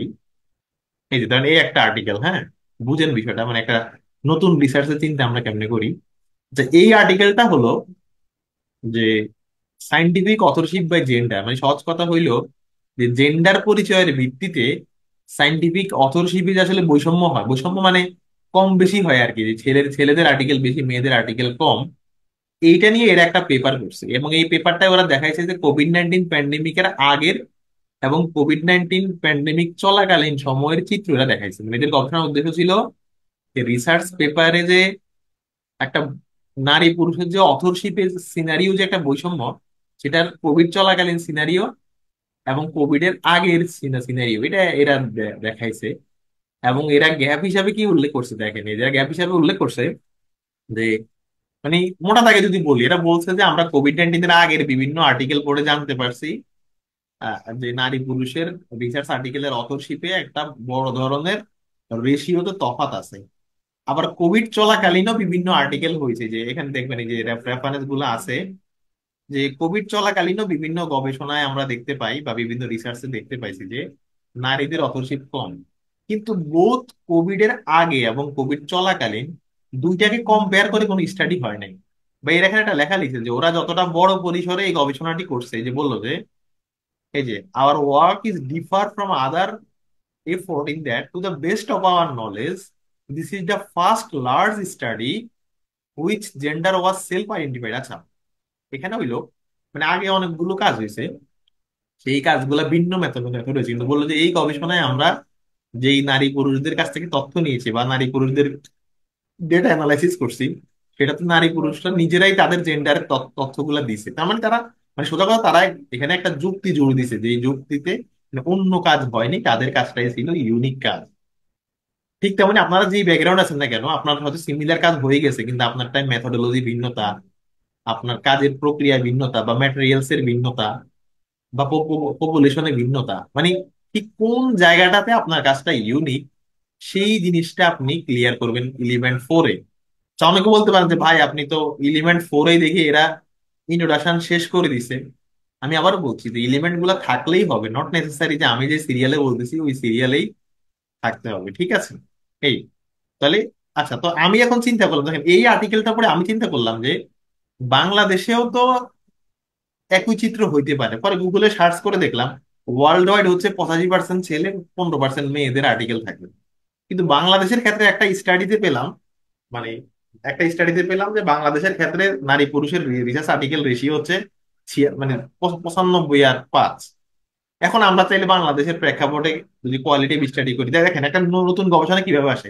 আমি যদি এখন একটা নতুন গবেষণা করি যে বাংলাদেশের প্রেক্ষাপটে নারীরা রিসার্চ আর্টিকেলের অথরশিপে কেন পিছিয়ে আছে, এটা পারফেক্ট স্টাডি হবে। রিসার্চ গ্যাপের জায়গায় আমি কি লিখবো? আমি লিখতে পারবো যে কোনো স্টাডি বাংলাদেশে হয় নাই বা ওয়ার্ল্ড ওয়াইডে অনেক কম স্টাডি হয়েছে। আবার ধরেন আমি ওই গবেষণার প্রবলেম স্টেটমেন্ট পার্টে কি লিখবো, আমি চাইলে এই আর্টিকেল থেকে অনেক ইনফো নিতে পারবো, বা আরো আরো এই আর্টিকেল যেসব আর্টিকেলকে সাইট করছে সেসব আর্টিকেল থেকে কিন্তু অনেক ইনফো নিতে পারবো। তো আমরা কিন্তু এই কাজটা রিয়েলি কিন্তু আমাদের চলমান। আমাদের 26তম ব্যাচের দুজন আর 27তম ব্যাচের একজন, আর আমি আরেকজন আপু হচ্ছে ইউনিভার্সিটি অফ ফ্লোরিডায় পড়ে, উনি সহ আমরা কিন্তু এই কাজটা চলমান করতেছি। এবং এই আর্টিকেলটা পড়তে গিয়ে আমার এই কাজের কনসেপ্টটা আসছে যে ওয়ার্ল্ড ওয়াইড যদি এই চিত্র হয় তাহলে বাংলাদেশে কি কি চিত্র। ঠিক তেমনি আপনারাও এরকম বিভিন্ন বড় বড় স্টাডি যখন দেখবেন তখন এরকম নিজের দেশের প্রেক্ষাপটে কি কাজ করা যায় সেটা কিন্তু আপনার একটা মাথায় চলে আসবে। ঠিক ঠিক আছে? তো আশা করি আমরা এই 4 নাম্বার পয়েন্ট, যেটা আমাদের গত ক্লাস পুরাটাই করলাম 4 নাম্বার পয়েন্টের উপর ভিত্তি করে, তো 4 নাম্বার পয়েন্টে আশা করি বুঝতে পারলাম যে কোন গ্যাপের উপর ভিত্তি করে বা আমার গবেষণার ইউনিকনেসের জায়গাটা কোথায়, সেই জিনিসটা হচ্ছে আমরা এখানে ক্লিয়ার করব এলিমেন্ট 4-এ। আচ্ছা, আশা করি বুঝতে পেরেছেন। ওকে, এখানে এরা বললো আর কি যে 4 নাম্বার এলিমেন্ট আপনি গ্যাপের কথা বলবেন। আর একটা কথা এখানে মানে এই শীটের মতে আর কি, যদি শীটটা একটু পুরাতন কিন্তু এরা বলছে ভালো, আরটা বলছে মেইন কন্ট্রিবিউশন। মেইন কন্ট্রিবিউশন এটাও কিন্তু গুরুত্বপূর্ণ পার্ট। মানে আপনার গবেষণা করলে কি লাভ হবে এরকম কিছু কথা আপনি লিখবেন, এগুলা কমন কথাই লেখা থাকে পেপারে, তাও লিখবেন মানে আপনার গবেষণা করলে কি লাভ হবে। যেমন এরা লিখতে পারতো যে আমরা গবেষণা করার পরে সাইন্টিফিক কমিউনিটি বুঝতে পারবে যে নারী পুরুষের রিসার্চ আর্টিকেলের অথরশিপের রেশিওর ভিন্নতা জায়গাটা, বা গভর্নমেন্ট চাইলে নারীদের আহ রিসার্চে যেন বেশি যুক্ত হয় সেইটার জন্য তারা পলিসি মেক করতে তাদের সুবিধা হবে, বা নারীরা বুঝতে পারবে যে তারা কেন পিছিয়ে আছে, বা আমরা সোসাইটি এর জেন্ডার ভিত্তিক যে বৈষম্য ট্রেন্ডটা বুঝতে পারবো। এই যে কতগুলো মেইন কন্ট্রিবিউশনের কথা বললাম, আমি তো দেখিনি, জাস্ট নিচ থেকে বললাম। তো বললো যে ইন্ট্রোডাকশনের এই এলিমেন্ট 4-এ এসে আপনার আপনি যখন গ্যাপের কথা বলবেন এট দ্য সেম টাইম কিন্তু সিমিলার আপনার কন্ট্রিবিউশন নিয়ে বলবেন যে আপনার পেপারটা আসলে কি কি লাভ হবে, বা মানে পেপারের কন্ট্রিবিউশনটা আপনি বলবেন। যেমন আমি একটা নমুনা দেখাই জাস্ট, যদি ওগুলা কমন কথায় লেখা লেখা থাকে বেশিরভাগ পেপারেই, তাও স্পেসিফিক করতে পারলে ভালো। দেখেন এই যে the findings of the study will be help for policy maker, policy মেকারদের জন্য হেল্প হবে। এর বাইরে যারা হচ্ছে ফুড বা ফুড পলিসি নিয়ে কাজ করে, ওয়েলফেয়ার পলিসি নিয়ে কাজ করে, তাদের জন্য এই গবেষণার ফাইন্ডিংস উপকারে আসবে। এবং সাস্টেনেবল ডেভেলপমেন্টে এই গবেষণার ফাইন্ডিংস আহ কাজে কাজে দেবে। দেখেন এটা কিন্তু ইন্ট্রোডাকশনের একটা পর্যায়ে গিয়ে তারা লিখে দিচ্ছে। তো মাথায় রাখবেন যে আপনার গবেষণার কন্ট্রিবিউশনটা কি হবে, মানে পটেনশিয়াল কন্ট্রিবিউশন, সেইটা হচ্ছে আপনাদেরকে এটা বলে দেবে, ঠিক আছে? এখন এই কাজগুলো আসলে মাথা খাটানোর বিষয়, বুঝছেন? এখন অনেকে জিজ্ঞেস করতে পারবে এগুলোকে এআই দিয়ে করা যায়। এ দিয়ে করা যায়। ধরেন আপনি যদি আপনার টাইটেলটা চ্যাট জিপিটি কে দিয়ে বলেন যে এই গবেষণার মেইন কন্ট্রিবিউশন কি হবে, একটা টাইটেল চ্যাট জিপিটি দিলেন, বলে যে এই গবেষণার মেইন কন্ট্রিবিউশন কি হবে, সে কিন্তু অলমোস্ট অ্যাকুরেট বলে দেবে। আপনি চাইলে সেখান থেকে হেল্প নিতে পারেন, মানে আপনি ধারণাটা নিতে নিতে নিতে পারেন। ঠিক আছে, আমার কথা বুঝছেন? ধরেন আমি যদি, ধরেন একটা উদাহরণ হিসেবে আপনাদেরকে বলি আর কি, আপনারা এইভাবে নেবেন সেটা বলতেছি না, কিন্তু আমি বললাম যে ধরেন মনে করেন আমরা এই যে evaluating the efficiency of new water field irrigation system, আমরা এটা নিয়ে কাজ করি, মানে করবো। আমরা এখন যদি চ্যাট জিপিটি তে যাই, হ্যাঁ, চ্যাট জিপিটি বা যে কোনো এআই, এবং ইউজ করতে পারবেন কি পারবেন না সেটা একটু বুঝবেন। আমি আবারও বলি, যদি আমাদের মূল জিনিসটা জানা থাকে, আমরা ক্ষেত্র বিশেষে এআই ইফেক্টিভলি ইউজ করতে পারবো। যেমন আমি চ্যাট জিপিটি কে বলে দিলাম এটা হচ্ছে আমার টাইটেল। আমি যদি বলি যে আহ চ্যাট জিপিটি কে কমান্ড দেবেন কিভাবে, দেখেন ধরেন আমি বললাম যে this is my research title, give me some possible contribution of research in a paragraph. আমি বললাম যে আমাকে একটা প্যারাগ্রাফে এই টাইটেলের পটেনশিয়াল কন্ট্রিবিউশন গুলা কি কি সেটা একটু আমাদের সাজেস্ট করো। মানে এটা হচ্ছে যে আগে আমরা চিন্তা করে লিখতাম, এখন আপনাকে চাইলে এটা সাজেস্ট করতে পারে পটেনশিয়াল এরিয়া গুলা। ঠিক আছে, এখন দেখেন এটা কিন্তু ফ্রি ভার্সনে যেটা আপনাদেরকে দেখাচ্ছি, আমি পেইড ভার্সনটা তো দেখাচ্ছি না, কারণ অনেকে ভাববেন যে ভাই আপনারটা পেইড, আমরা তো পারবো না। এখন দেখেন এটা এই আমি লিখলাম তার আগে যে আমি এই টাইটেলে কাজ করতে চাই, তুমি আমাকে বলো তো এটার পটেনশিয়াল কন্ট্রিবিউশন কি। তো এখানে এরা মানে জাস্ট, এ তো আসলে জানে না আমাদের গবেষণার উদ্দেশ্য, কিন্তু সে তার মতো করে বলল যে ওয়াটার পিউরিফিকেশন সিস্টেম নিয়ে কাজ করলে তুমি হচ্ছে যে এটার কস্ট এফিসিয়েন্সি, ইনভায়রনমেন্টাল সাস্টেনেবিলিটি, তারপর পটেনশিয়াল ইমপ্লিমেন্টেশন এগুলো নিয়ে জানতে পারবা। বা এই রিসার্চ করলে পলিসি ডিসিশনের সুবিধা হবে, মানে ওয়াটার রিসোর্স ম্যানেজমেন্টের যে পলিসি ম্যানেজমেন্ট সেখানে সুবিধা হবে। বা এই ওয়াটার রিসোর্স ম্যানেজমেন্টের যে ইমপ্রুভমেন্ট সিস্টেম সেটাতে ডিসিশন নিতে সুবিধা হবে। তারপর বলবো যে কমিউনিটি মেম্বারদেরকে হেল্প করবে আরো আরো নতুন মেথডের সাথে যুক্ত হতে। তাহলে দেখেন এখানে এরা আমাদেরকে কিছু পটেনশিয়াল কি বলে এরিয়া সাজেস্ট করছে যেগুলো আমরা মেইন কন্ট্রিবিউশন বলতে পারি। এখন এজ এ রিসার্চার আমরা কি এখান থেকে কপি করে এনে আমাদের ইনোভেশনে বসাই দেবো? No। আমরা চিন্তা করবো যে আসলে চ্যাট জিপিটি বা যে কোনো এআই আমাদেরকে যে বলছে যে আমার গবেষণার পটেনশিয়াল কন্ট্রিবিউশন এগুলা, আসলেই কি আমার গবেষণা শেষে কি এই কন্ট্রিবিউশন গুলা হবে? যদি আপনার ব্যাটে বলে মিলে যায় হ্যাঁ আসলে হবে, তাহলে আপনি এই লাইনগুলাই নিজের ভাষায় আপনি আপনার ম্যানোস্ক্রিপ্টের এই কন্ট্রিবিউশনের জায়গাটাতে আপনি লিখতে পারেন। এখন অনেকে বলতে পারেন যে ভাই আপনি এই জায়গায় এসে বলতেছেন চ্যাট জিপিটি ইউজ করতে পারি, তাহলে আমরা যখন এলিমেন্ট 1 লিখলাম বা 2 লিখলাম, 3 লিখলাম, তখন আপনি বলেন নাই কেন? এলিমেন্ট, বিশেষ করে এলিমেন্ট 2 এবং 3 এর বেলায় খেয়াল রাখবেন যেই পার্ট গুলোতে আমাদের সাইট করতে হয়, রেফারেন্সিং করতে হয়, সেই পার্ট গুলোতে কখনো এআই ইউজ করবেন না। কারণ আপনারা এতটাও ম্যাচিউর হন নাই যে সেই পার্ট গুলোতে ইফেক্টিভলি ইউজ করতে পারবেন, কারণ এআই আসলে ভুল রেফারেন্স দেয়, মানে অনেক জটিলতা আছে।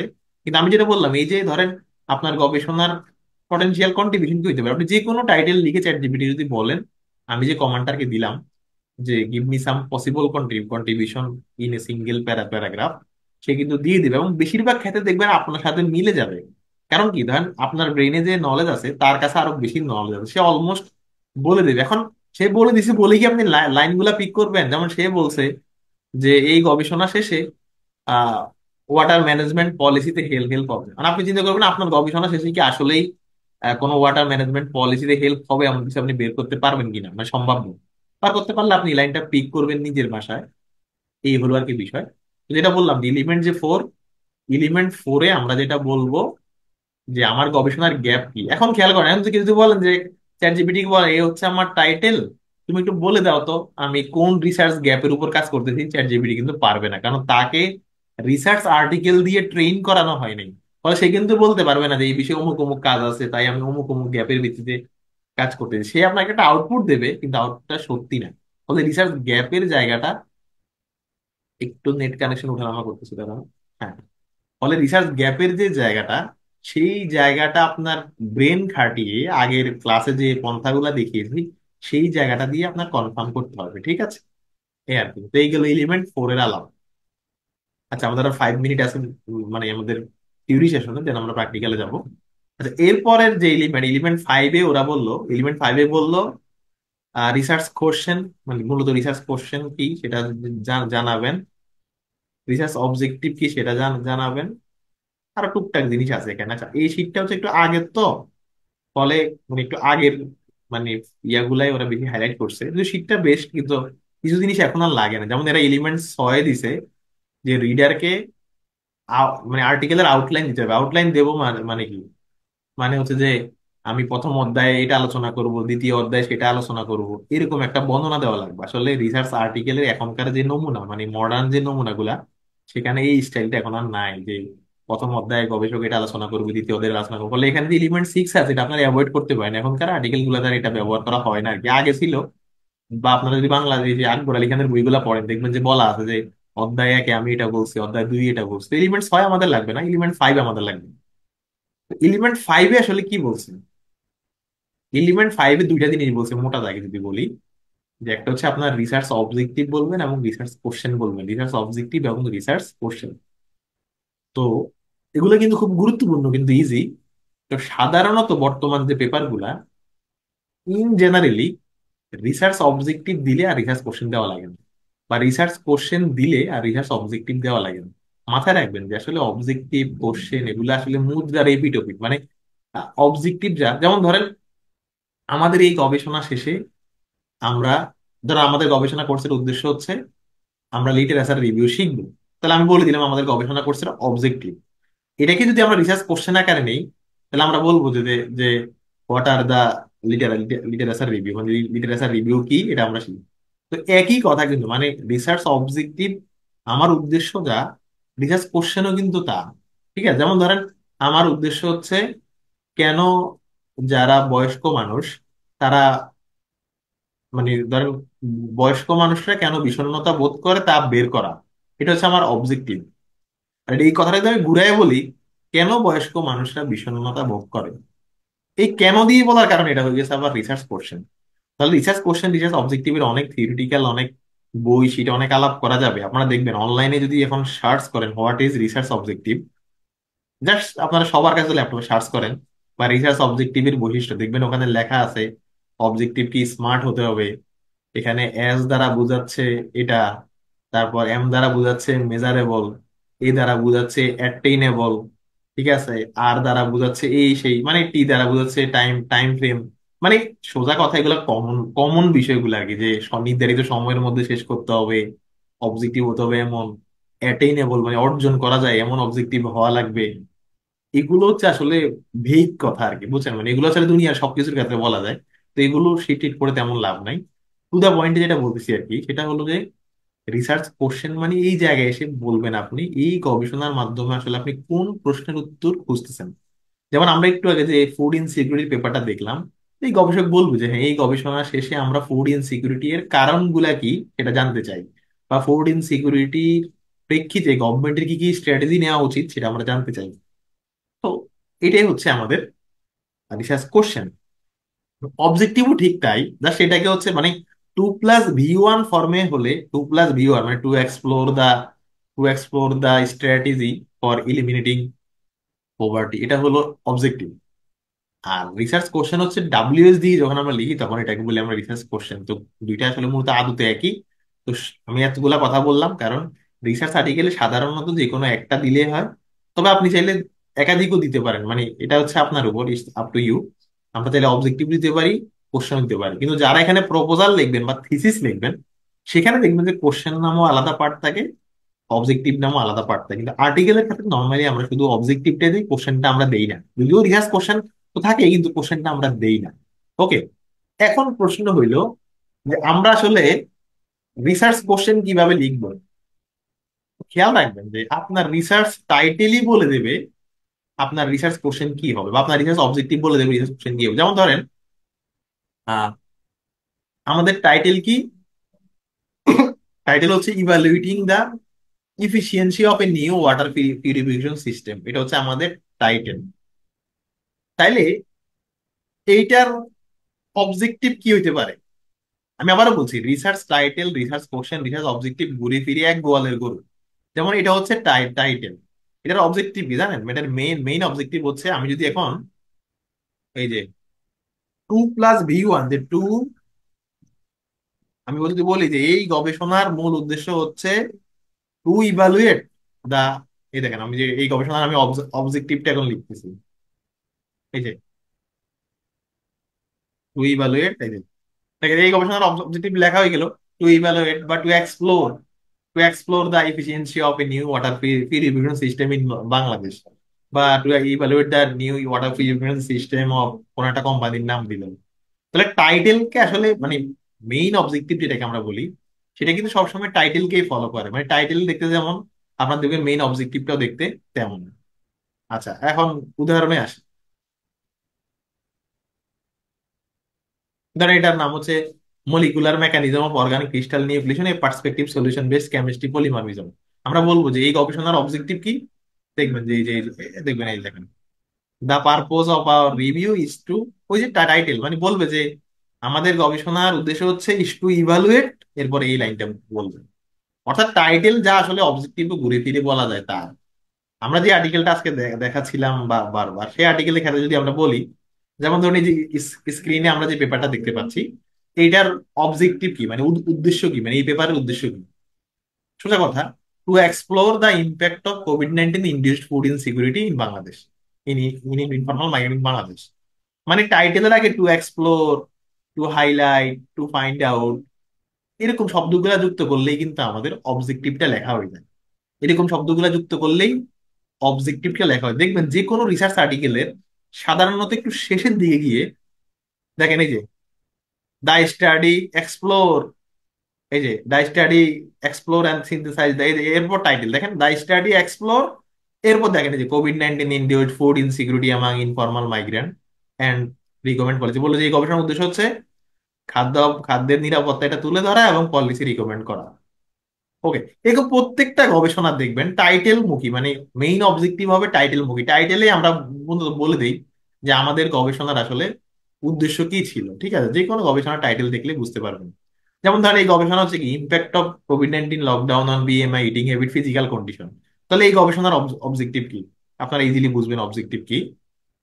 এই দেখেন, এই দেখেন, এই যে এটা বললো যে আমাদের জানা মতে এই বিষয়ে কোনো আর কাজ হয় নাই বাংলাদেশে।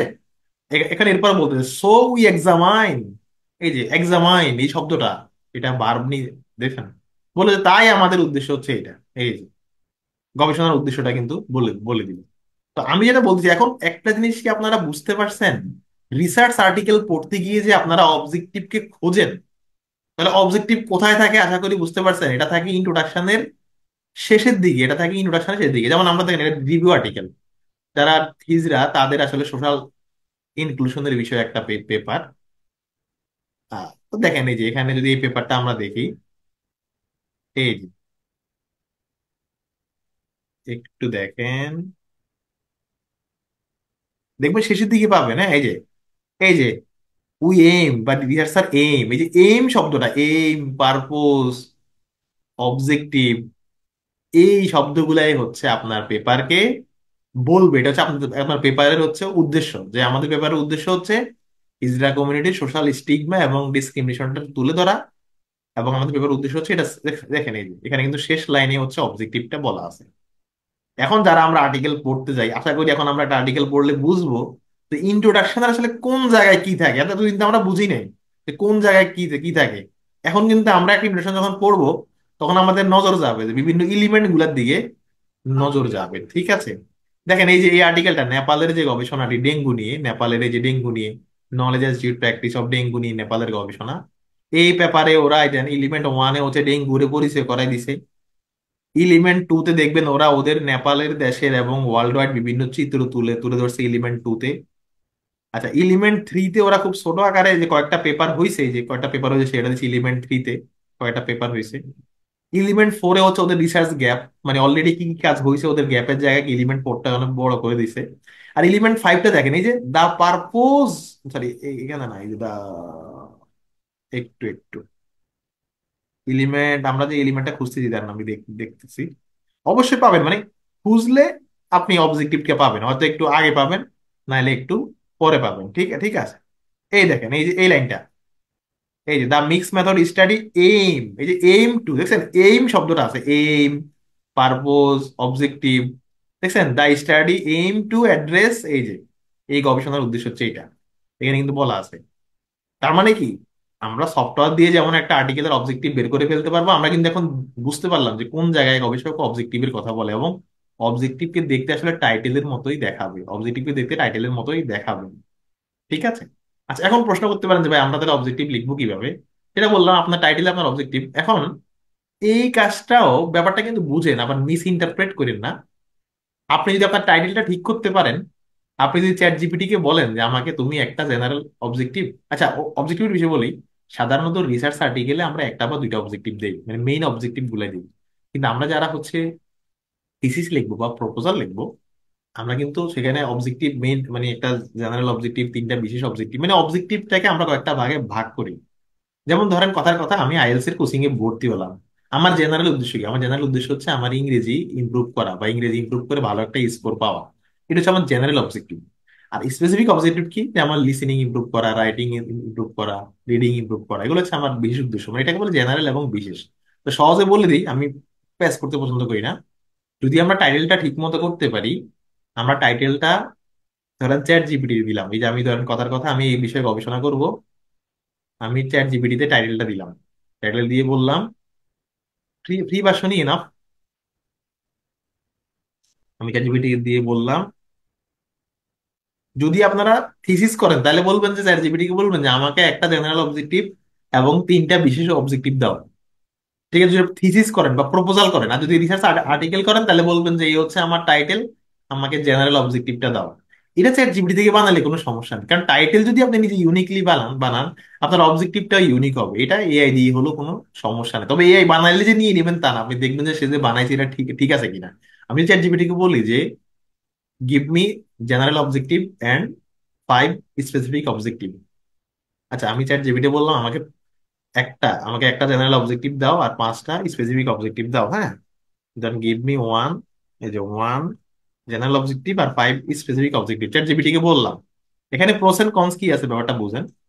এই যে চ্যাট জিপিটি আমাকে বললো, আমার টাইটেল দিলাম কি, knowledge attitude and practice of dengue fever in central Nepal A cross section study. তো যে তাহলে আমাদের গবেষণার উদ্দেশ্য কি? আমার গবেষণার উদ্দেশ্য হচ্ছে যে আহ নেপালের মানুষের ডেঙ্গু ফিভারের নলেজ অ্যাটিটিউড অ্যান্ড প্র্যাকটিস সম্পর্কে চিত্র তুলে ধরা, তাই না? দেখেন চ্যাট জিপিটি কিন্তু এটাই বানাইছে যে to assess the level of knowledge. ChatGPT কিন্তু এই কাজটাতে খুবই এক্সপার্ট, একদমই ভুলে না বলে চললে। সে আপনি টাইটেল দিলে সে আপনাকে অবজেক্টিভ বানাই দিতে পারবে। টাইটেল যদি আপনি ইউনিকলি বানান, টাইটেল যদি আপনি রিসার্চ গ্যাপের উপর ইউনিক বানান, চ্যাট জিপিটি দিয়ে অবজেক্টিভ বানালে কোনো সমস্যা নাই। এখন কথা আছে, দেখেন আমরা যখন থিসিস করি তখন আমাদের আবার বিশেষ অবজেক্টিভ গুলো লেখা লাগে। এখন ধরুন সে আমাকে এখানে, আমি বলছি আমার পাঁচটা বিশেষ অবজেক্টিভ বানাই দাও, সে আমাকে পাঁচটা বিশেষ অবজেক্টিভ বানাই দিছে। প্রশ্ন হলো আমরা কি পাঁচটা অবজেক্টিভ তার কাছ থেকে নিয়ে নেব? উত্তর হচ্ছে, যেমন ধরুন আপনারা আমাকে বললেন যে ভাই আমরা এই গবেষণা ব্যাচে ভর্তি হওয়ার উদ্দেশ্য কি। আমি বললাম জেনারেল অবজেক্টিভ হচ্ছে ভালো করে গবেষণা শিখে ভবিষ্যতে পাবলিকেশন করা, এটা আমার জেনারেল উদ্দেশ্য। চ্যাট চ্যাট জিপিটি আমি বললাম যে চ্যাট জিপিটি তুমি আমার পাঁচটা উদ্দেশ্য বানাই দাও, গবেষণা ব্যাচের পাঁচটা উদ্দেশ্য বানাই দাও। চ্যাট জিপিটি আমাকে বললো, আবার নেট কানেকশন ইস্যু। আচ্ছা, চ্যাট চ্যাট জিপিটি কে বললাম আমাকে পাঁচটা অবজেক্টিভ বানাই দাও, এই রিসার্চ বেসিসে সবাই ভর্তি হয়েছে, উদ্দেশ্য বানাই দাও। চ্যাট জিপিটি ধরেন একটা উদ্দেশ্য বানাই দিল যে এই গবেষণা শেষে শিক্ষার্থীরা প্রপোজাল লিখতে পারবে। মানে এটা হচ্ছে একটা উদ্দেশ্য, প্রপোজাল লিখতে পারা। দুই নাম্বার উদ্দেশ্য লিখলো যে এই গবেষণা শেষে শিক্ষার্থীরা সায়েন্টিস্ট হয়ে যাবে, মানে শিক্ষার্থীদের সায়েন্টিস্ট হওয়া একটা উদ্দেশ্য। এখন দুই নাম্বার অবজেক্টিভটাতে চ্যাট জিপিটি বানাই দিছে, আমি কি দুই নম্বর অবজেক্টিভটা নেব নেব না, কারণ আমি জানি যে এই কোর্স শেষে আপনারা সায়েন্টিস্ট হবেন না। ফলে আমি বলতেছি চ্যাট জিপিটি সে টাইটেলকে অ্যানালাইসিস করে সে আপনাকে পাঁচটা অবজেক্টিভ বানাই দিয়েছে। দেখেন তার পাঁচটা অবজেক্টিভের একটা অবজেক্টিভ হচ্ছে ডেঙ্গু সম্পর্কে অ্যাওয়ারনেস ইত্যাদি ইভালুয়েট করা, একটা অবজেক্টিভ। দুই নম্বর অবজেক্টিভ হচ্ছে কমিউনিটি মেম্বারদের ডেঙ্গুর সিরিয়াসনেস সম্পর্কে যে অ্যাটিটিউড সেটা বের করা। আপনি চিন্তা করে দেখবেন যে আসলেই কি আমার উদ্দেশ্য কি এটাই, মানে আমি কি আসলে এটাই বের করতে চাই চ্যাট জিপিটি যা বলছে। যদি মিলে যায় আপনি নিতে পারবেন, সমস্যা নাই। পর প্রয়োজনে যদি এআই ডিটেকের ইস্যু থাকে আপনি ভাষাটা একটু চেঞ্জ করে দিয়েন, কিন্তু স্টিল এটা নিলে সমস্যা নাই। আচ্ছা, তিন নম্বর অবজেক্টিভ সে বলল যে ডেঙ্গু সম্পর্কে মানুষের কমন প্র্যাকটিস কি সেটা আসলে বের করতে চাই, সে তিন নাম্বার। আপনারও যদি উদ্দেশ্যের সাথে মিলে যায় লাইনটা আপনি পিক করবেন, ঠিক আছে। যেমন এখানে বললো যে বিভিন্ন ডেমোগ্রাফিক ফ্যাক্টর মানে এজ, এডুকেশন এবং সোশ্যাল স্ট্যাটাসের সাথে ডেঙ্গু নলেজ অ্যাওয়ারনেস প্র্যাকটিসের যে সম্পর্ক সেটা সে বের করতে চায়, এটা একটা অবজেক্টিভ। মানে সে আপনাকে যে পাঁচটা অবজেক্টিভ দিল, আপনি পিক করবেন কিনা এটা নির্ভর করবে আপনার উদ্দেশ্যটা আসলে এটা কিনা। এখন ধরেন আপনি একদম আনন্দ নিয়ে চ্যাট জিপিটির পাঁচটা অবজেক্টিভ আপনি আপনার আর্টিকেলে লিখে দিলেন, সুপারভাইজারও বলবে হয়েছে। কিন্তু আপনারা ইন্ট্রোডাকশনের মধ্যে অবজেক্টিভ লিখে দিলেই কি কাজ শেষ? যেমন আপনাদেরকে যদি ব্যাচের শুরুতে আমি যদি বলতাম যে এই কোর্স শেষে সবার 10টা করে আর্টিকেল হয়ে যাবে, আমি একটা উদ্দেশ্য উদ্দেশ্য বলে দিলাম, বলে দিলেই কি কাজ শেষ? আমাদের কোর্স শেষে আবার 10টা আর্টিকেল সবার দেখাইতে হবে না? হবে। তার মানে কি, চ্যাট জিপিটি আপনাকে অবজেক্টিভ বানাই দেবে, চ্যাট জিপিটি থেকে নিতেও পারবেন, কিন্তু আপনাকেই সিদ্ধান্ত নিতে হবে যে এই অবজেক্টিভ গুলা সে যেগুলা সাজেস্ট করছে, সেটা 3টা হোক, 2টা হোক, একটা হোক, আপনি আসলে এখান থেকে কোন কোন অবজেক্টিভটা বা সে আসলে বানাইতে পারছে কিনা। আপনি তো আরো বিভিন্ন আর্টিকেলের অবজেক্টিভ পড়বেন আপনার রিলেভেন্ট গবেষণার, আপনি কাজ করতে করতে বুঝবেন বানাইতে পারছে কিনা, কিন্তু এটা অ্যাকুরেটলি বানায়। কিন্তু মানে প্রশ্নটা হলো সে সে যে বানাইছে আপনি এগুলো বের করতে পারবেন কিনা, বা এগুলো বের করা আপনার উদ্দেশ্য কিনা। যেমন আমি যেটা করি রিসেন্ট গবেষণাগুলোতে, আমি এআই ইউজ করি। যদিও আমরা এমনি লিখতে পারি, আমি এআই ইউজ করি, দেখি যে সে সম্ভাব্য অবজেক্টিভ গুলো কি দেয়। যে অবজেক্টিভ গুলো আমার কাছে মনে হয় যে না, আমি তো আসলে এটা চাই না, সেই অবজেক্টিভ গুলো আমি নেই না। যে অবজেক্টিভ গুলো আমি চাই, আমার সাথে মিলে, সেই অবজেক্ট গুলো আমি এখান থেকে পিক করি। সে হয়তো লিখছে টু অ্যাসেস, আমি হয়তো এখানে লিখেছি টু ফাইন্ড আউট, হয়তো একটু ঘুরাইয়া লিখি লাইনটা এই। তার মানে কি, আমরা টাইটেল যদি চ্যাট জিপিটি দিয়ে দিই, সে আমাদেরকে জেনারেল অবজেক্টিভ দিয়ে দেবে। রিসার্চ আর্টিকেলের জন্য জেনারেল অবজেক্টিভ এনাফ। আর যারা প্রপোজাল লিখবো বা যারা থিসিস লিখবো তার জন্য জেনারেল এবং বিশেষ লাগবে। বিশেষগুলো আপনি পিক করবেন কি, এটা নির্ভর করবে আপনার উপর, কারণ আপনি যদি এখানে পিক করলে আবার আপনার পুরো আর্টিকেলে কিন্তু এই অবজেক্টিভ গুলারই ডেটা আনতে হবে। আশা করি আপনারা বুঝতে পারছেন। এবার আমি যদি চ্যাট জিপিটি কে বলি যে আমাকে রিসার্চ কোশ্চেন গুলা দাও, ঠিক আছে, আমি যদি বলি যে give me general research question and specific research question on this title. আচ্ছা, আমি যদি চ্যাট জিপিটি বলে রিসার্চ কোশ্চেন আর টাইটেল দিতে, ওই এগুলাই জাস্ট কোশ্চেন আকারে দেবে। এটাও চ্যাট জিপিটি দিয়ে করতে পারবেন, যেটা বললাম ওই যে আসলে সে যেটা বের বের করছে এইটা আসলে আপনি অ্যাচিভ করতে চান কিনা, বা এটা আপনার উদ্দেশ্য কিনা। কারণ আপনি যদি এখনই বলে দেন এটা উদ্দেশ্য, একটু পরে কিন্তু আপনার মেথড পার্টে হোক, অ্যানালাইসিস পার্টে হোক, সবাই তো এটাই খুঁজবে। এই যে দেখেন, একই জিনিস যা ডাব্লিউএস ফরম্যাটে লিখতে রিসার্চ কোশ্চেন কিন্তু হয়ে গেল। তো এগুলো একটু চিন্তাধারা করে আমরা একটু পিক করব, যারা এখানে বললাম না, বুদ্ধিমানদের জন্য ইশারাই যথেষ্ট। এখান থেকে পিক করলে হবে না, ওই যে গ্যাপের ভিত্তিতে টাইটেল বানাবেন, অবজেক্টিভ গুলাও আসলে সেই টাইটেলের সাথে সামঞ্জস্যপূর্ণ কিনা সেটা দেখবেন। আমি টাইটেল ঠিক করলাম যে ফুটবল প্লেয়ারদের মনস্তত্ত্ব বিশ্লেষণ করবো, এটা আমার টাইটেল, কিন্তু আমি অবজেক্টিভে দিয়ে রাখলাম যে আমি ফুটবল প্লেয়ারদের বডি বডি স্ট্রাকচার নিয়ে আমার ফাইন্ডিংস বের করবো। তাহলে কি হলো? হলো না।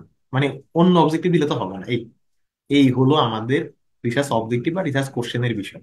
আমরা প্র্যাকটিক্যাল সেশনে যাওয়ার আগে আপনাদেরকে যে বলছিলাম যে আজকের ক্লাস শেষে আমাদের থিসিসের ইন্ট্রোডাকশন শেখা হয়ে যাবে। কেন বলছি এবার একটু বলি। এই যে আমরা থিসিসের যে ইন্ট্রোডাকশনের 5টা পার্ট থাকে, প্রথম পার্টের নাম হচ্ছে ব্যাকগ্রাউন্ড। আমরা যে এলিমেন্ট 1 পড়ছি আর্টিকেলের, এটাই হলো থিসিসের ব্যাকগ্রাউন্ড। থিসিসে হয়তো আর্টিকেলে হয় 5 লাইন, থিসিসে মানে যারা একাডেমিক কাজ করবেন তাদের হয়তো হবে 1 পেজ। আমরা যে এলিমেন্ট 2 পড়লাম, যে সমস্যাটাকে উপস্থাপন করা বিভিন্ন তথ্য উপাত্তের ভিত্তিতে, এটাকেই থিসিসের ভাষায় বলে স্টেটমেন্ট অফ দ্য প্রবলেম। এটা হয়তো আর্টিকেল আমরা দিই 1 পেজ, থিসিসে দিই 5 পেজ, অনেক বড় করে দিই, হিস্ট্রি নিয়ে আসি ইত্যাদি ইত্যাদি। তারপর থিসিসে দেখবেন আরেকটা পার্ট থাকে, নাম হলো রেশনাল অফ রিসার্চ, রেশনাল বা সিগনিফিকেন্স নামে থাকে একটা পার্ট। এই রেশনালটাই হলো রিসার্চ গ্যাপ এবং কন্ট্রিবিউশনের যে সমন্বয়টা, মানে এলিমেন্ট 4, এটাই হচ্ছে রেশনাল। ঠিক আছে, মানে আপনি যুক্তি দেবেন, আপনার গবেষণার যৌক্তিকতাটা কি। এই আর বাকি 2টা পার্ট তো আমরা এখন লিখলাম, এই যে অবজেক্টিভ এবং রিসার্চ কোশ্চেন।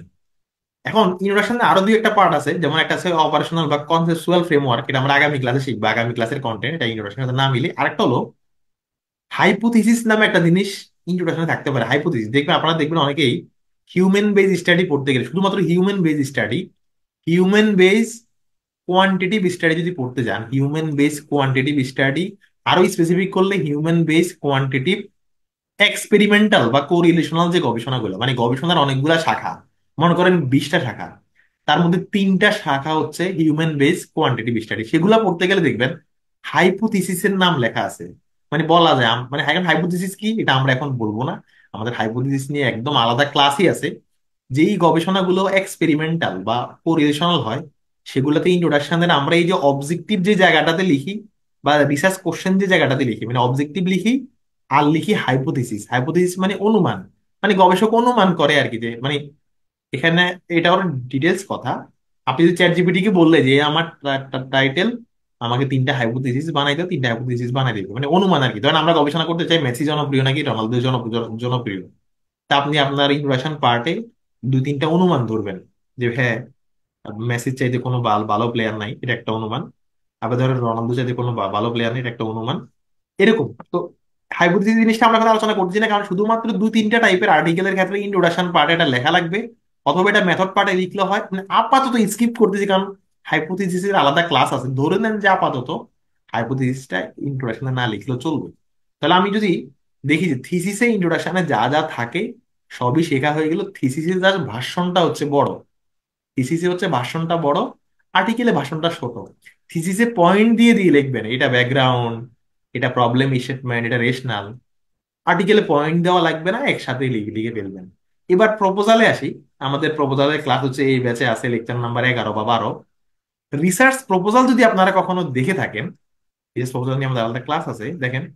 এই একটা রিসার্চ প্রপোজাল একটু ওপেন করি, আপনাদেরকে দেখাই। রিসার্চ প্রপোজাল ওপেন করি, দাঁড়ান। প্রপোজাল প্রপোজাল একটা প্রপোজাল ওপেন করি, হ্যাঁ। এখন আপনারা দেখবেন যে আপনাদের প্রপোজালটা মনের অজান্তে আপনাদের প্রপোজালের 70% শেখা হয়ে গেছে। দেখেন, এই একটা রিসার্চ প্রপোজালের নমুনা। প্রপোজাল নিয়ে আলাদা ক্লাস হবে, ফলে প্রপোজাল স্টাইল ইত্যাদি ইত্যাদি নিয়ে অনেক কথা হবে। তো খেয়াল রাখবেন যে রিসার্চ প্রপোজালের অনেকগুলা এলিমেন্ট। আমি জাস্ট একটু, আমাকে জাস্ট 20 সেকেন্ড সময় দেন, কিভাবে আমাদের প্রপোজালের অর্ধেক শেখা হয়ে গেছে সেটা আমি দেখাচ্ছি। আমি একটু একটা প্রপোজালের কি কি এলিমেন্ট ওটা একটু ওপেন করাই, হ্যাঁ।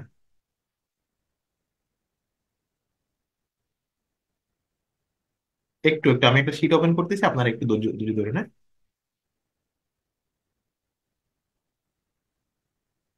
আচ্ছা, দেখুন, আমি স্ক্রিন শেয়ার করি। প্রপোজাল আমাদের মনের অজান্তে কিভাবে শেখা হয়ে যাবে আপনারা নিজেরা বুঝবেন না, টেরও পাবেন না।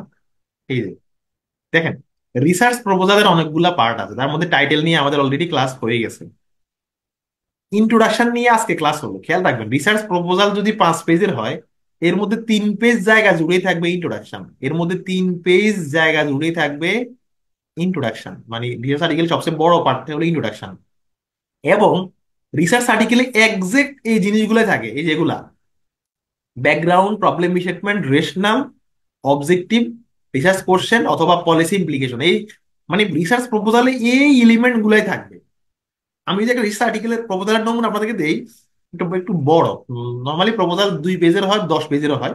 দেখেন, প্রপোজালের এই যে টাইটেল হচ্ছে importance of training of trainer, মানে ট্রেনারদেরকে ট্রেনিং দেওয়ার যে ইম্পর্টেন্স কোয়ালিটি ট্রেনিং এর ক্ষেত্রে, এটা নিয়ে একটা পেপার বাংলাদেশ লোক প্রশাসন অধিদপ্তরে আমরা একটা প্রপোজাল জমা দিয়েছিলাম। যাই হোক, এখন দেখেন এইটার শুরুটা হয়েছে কি ইন্ট্রোডাকশন পার্ট দিয়ে, এবং প্রথম পার্টের নাম হচ্ছে ব্যাকগ্রাউন্ড অ্যান্ড প্রবলেম স্টেটমেন্ট।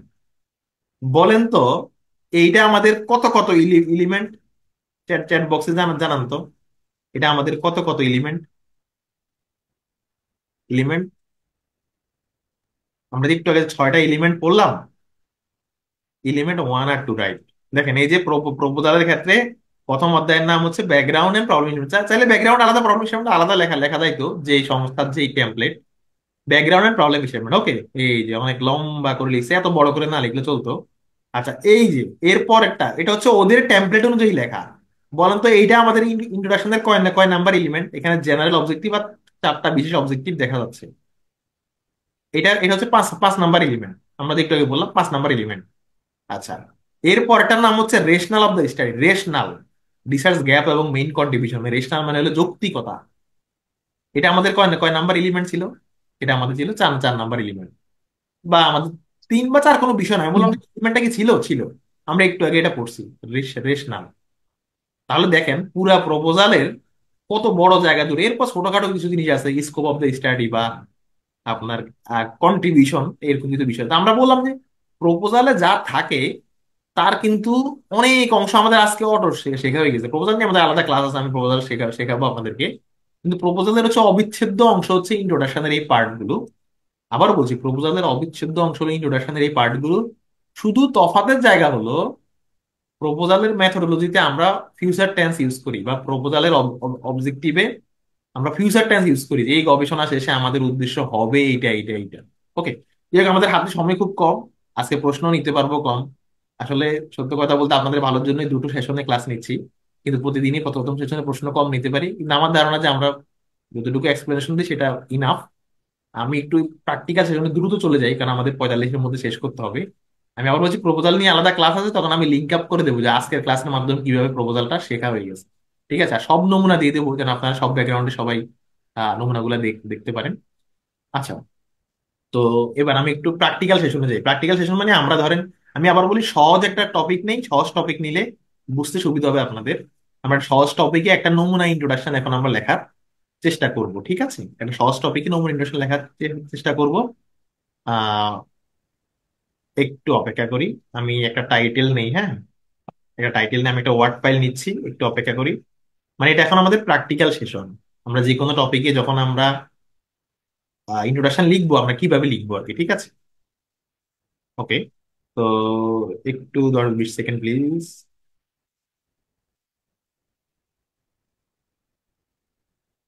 আচ্ছা, টাইটেলটা কোন জায়গা থেকে নেবো? আচ্ছা, একটু টাইটেল লিস্ট, আমি একটা টাইটেল নিচ্ছি, হ্যাঁ।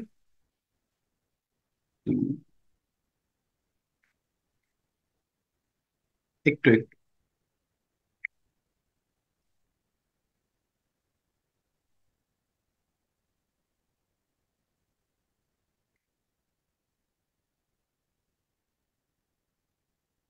আচ্ছা, আমি আমাদের আগের শিট থেকে কিছু নমুনা টাইটেল নিয়ে ওই নমুনা টাইটেলের উপরই ধরেন একটা ই করে ফেলবো একটা।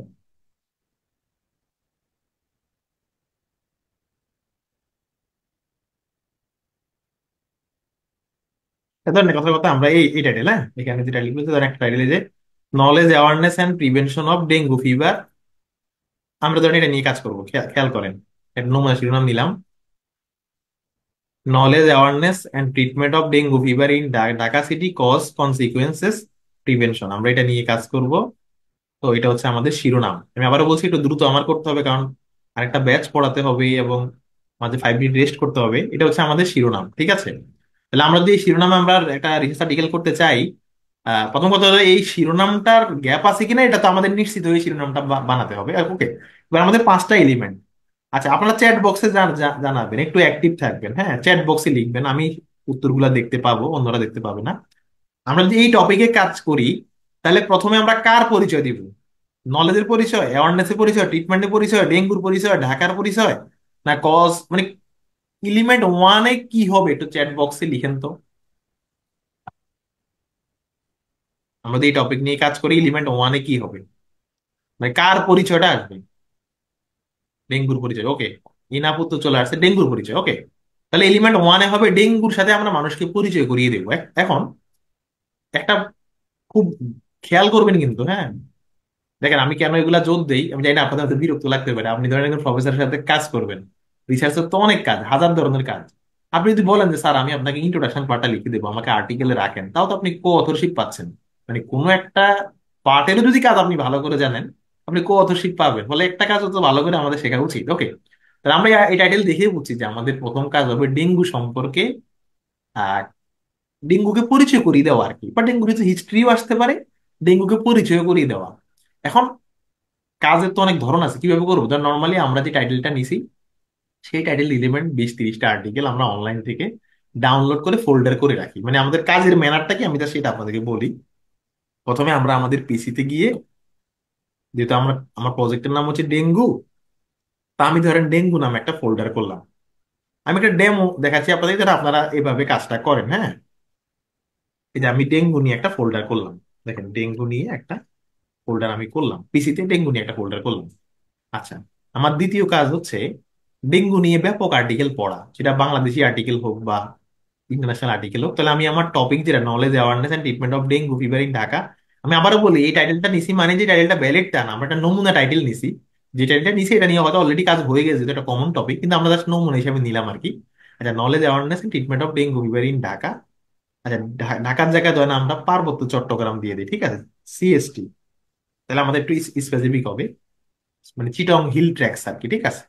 আচ্ছা, এখন আমি knowledge awareness and treatment of dengue fever এটা লিখে আমি গুগলে সার্চ করি। মানে আমাদের প্রথম কাজ হইবে, মানে আমরা যেভাবে কাজ করি আর কি, প্রথম আমি হচ্ছে যে গুগলে হোক, সায়েন্স ডিরেক্টে হোক, দোয়াজে হোক, আমরা হচ্ছে রিলেভেন্ট আর্টিকেল আমাদের ডাউনলোড করা। তাহলে আমি knowledge awareness and treatment of dengue fever, আমি আপনাদেরকে বলছি যে রিলেভেন্ট পাবলিশারের নাম জুড়ে দেবেন। রিলেভেন্ট পাবলিশের নাম জুড়ে দেওয়া মানে কি, যেমন ধরেন হেলথ, এটা তো একটু হেলথের টপিক, তো হেলথ নিয়ে কারা কাজ করে, ধরেন বিএমসি কাজ করে, স্প্রিঞ্জার কাজ করে হেলথ নিয়ে, প্লস কাজ করে হেলথ নিয়ে। যারা আস্তে আস্তে কাজ করবেন বুঝবেন যে কোন পাবলিশার গুলা কি নিয়ে কাজ করে। বিএমজে কাজ করে হেলথ নিয়ে, ঠিক আছে। তো আমি যদি যখন knowledge awareness treatment of dengue fever, মনে করেন আমি প্লস শব্দটা লিখে দিই, প্লস মানে পাবলিশারের নামটা জুড়ে দিই প্লস। হ্যাঁ, যদি প্লস শব্দটা জুড়ে দিলাম, প্লস, আচ্ছা। এখন প্লস শব্দটা জুড়ে দেওয়ার কারণে শুধুমাত্র প্লসের আর্টিকেল গুলো দেখাবে। এতে সুবিধা কি জানেন? সুবিধা হচ্ছে, এতে সুবিধা যেটা, সুবিধা হচ্ছে আপনাকে ভালো পাবলিশারের আর্টিকেল কিন্তু সে দেখাচ্ছে। এখানে ভুয়া হওয়ার চান্স নাই, কারণ আপনি যার নাম লিখে সার্চ করছেন সেই একটা টপ পাবলিশার। ওকে, এখন দেখেন আমি 2021 সালের একটা আর্টিকেল পেলাম, 2018 সালের একটা আর্টিকেল পেলাম, 2021 সালের আরেকটা আর্টিকেল পেলাম, একুশের আর্টিকেল, 24-এর একটা আর্টিকেল পেলাম। দেখেন 24-এর প্লস, এগুলো সব কিন্তু প্লসের। 2023-এর একটা আর্টিকেল পেলাম। সবগুলা মিলবে কিনা আমরা শিওর না, মানে ইনিশিয়ালি পেলাম। আবার ডেঙ্গু নিয়ে ডাব্লিউএইচও এর একটা আর্টিকেল পেলাম। তা আমরা নর্মালি করি কি, আমরা প্রথমে আগে আর্টিকেল গুলো ডাউনলোড দিয়ে দেবো, মানে যেটা আমাদের কাজের ম্যানার, ডাউনলোড টাউনলোড দিয়ে দেবো। যেমন ধরেন এই আর্টিকেলটা আমার ভালো লাগছে, খেয়াল করেন, এই আর্টিকেলের ডাউনলোড দিয়ে দেবো। হ্যাঁ, আমি একদম এ টু জেড দেখাচ্ছি যেন আপনাদের কষ্ট না হয়। আমি আর্টিকেলটা ডাউনলোড দিয়ে দেবো, একটা আর্টিকেল ডাউনলোড দিলাম। তারপর এই যে 2008-এরটা হয়তো লাগবে না, একটু বেশি পুরাতন, আমি বলছি যে একটু পুরাতন আর্টিকেল অ্যাভয়েড করা ভালো। তারপর ধরেন এই যে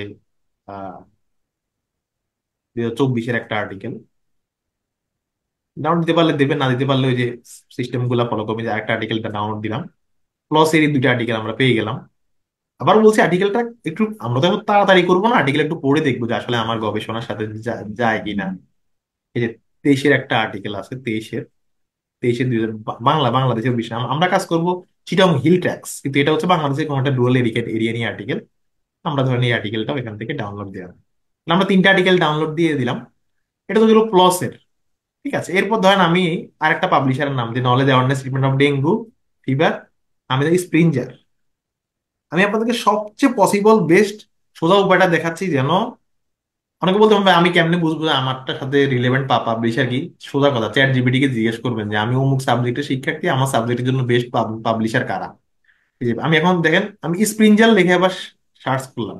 এখন দেখেন স্প্রিঞ্জারের 2022 সালের আর্টিকেল, এই যে এই 2022 সালের আর্টিকেল ডাউনলোড লিঙ্ক আছে। এই যে এটা হচ্ছে ইয়ামেন 2022 সালের আর্টিকেল। যদি আমার মনে হয় যে পড়ে যদি মনে হয় ভালো, আমি এটা ডাউনলোড দিলাম। ওকে, দেখ আমি আর 20-30 ডাউনলোড দিচ্ছি না, মানে এইভাবে ডাউনলোড দেবেন। আর্টিকেল গুলো ডাউনলোড দেওয়ার পরে আপনার ফোল্ডারে থাকবে আর্টিকেল গুলো, দেখেন এই যে। আচ্ছা, এবার আমাদের মানে আমি একদম কাজের এ টু জেড ম্যানারটা দেখাতে, যেন প্রতিদিন যেন দেখানো না না লাগে। একটু আমি আগে আমার উইন্ডো গুলা ক্লোজ করি। তা আমরা এখন জটিলতা আগে ঢুকবো, আমাদের জটিলতে ঢুকবো। জটিলতে ঢুকে ফাইলে ক্লিক করে নিউ কালেকশনে ক্লিক করব, ফাইলে ক্লিক করে নিউ কালেকশনে ক্লিক করব। ক্লিক করে বা ডেঙ্গু নামে একটা ফোল্ডার করলাম, বা ডেঙ্গু 2024 নামে একটা ফোল্ডার করলাম। হ্যাঁ, এই যে ডেঙ্গু নামে একটা ফোল্ডার আমি করলাম, ডেঙ্গু নামে একটা ফোল্ডার করলাম। আমাদের প্রথম কাজ কি, প্রথম কাজ হলো যে আমাদের ফাইলগুলোকে এখানে নিয়ে আসা, যেটা আমরা দেখাই দিলাম জুটোর কাজ। আমরা তো দেখাই দিলাম ক্লাসে, যে আর্টিকেল গুলা ডাউনলোড করছেন সেই আর্টিকেল গুলাকে এখানে নিয়ে নাও। এই সেই আর্টিকেল গুলাকে এখানে নিয়ে নাও।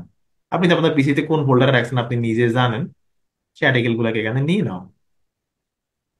কেউ কোথাও না বুঝলে আমি হয়তো প্রশ্ন আছে কম নিতে পারবো, কিন্তু আমার ধারণা আমি যতটুকু যেভাবে দেখাচ্ছি আজকে, আমি আগে থেকে সব রেডি করে রেখে দিচ্ছি। আমার ধারণা যে আপনারা ইজিলি বুঝবেন।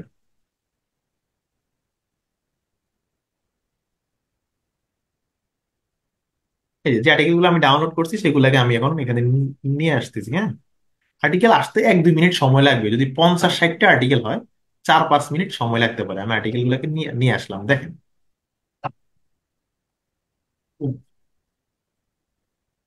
খেয়াল করি আমরা একটু।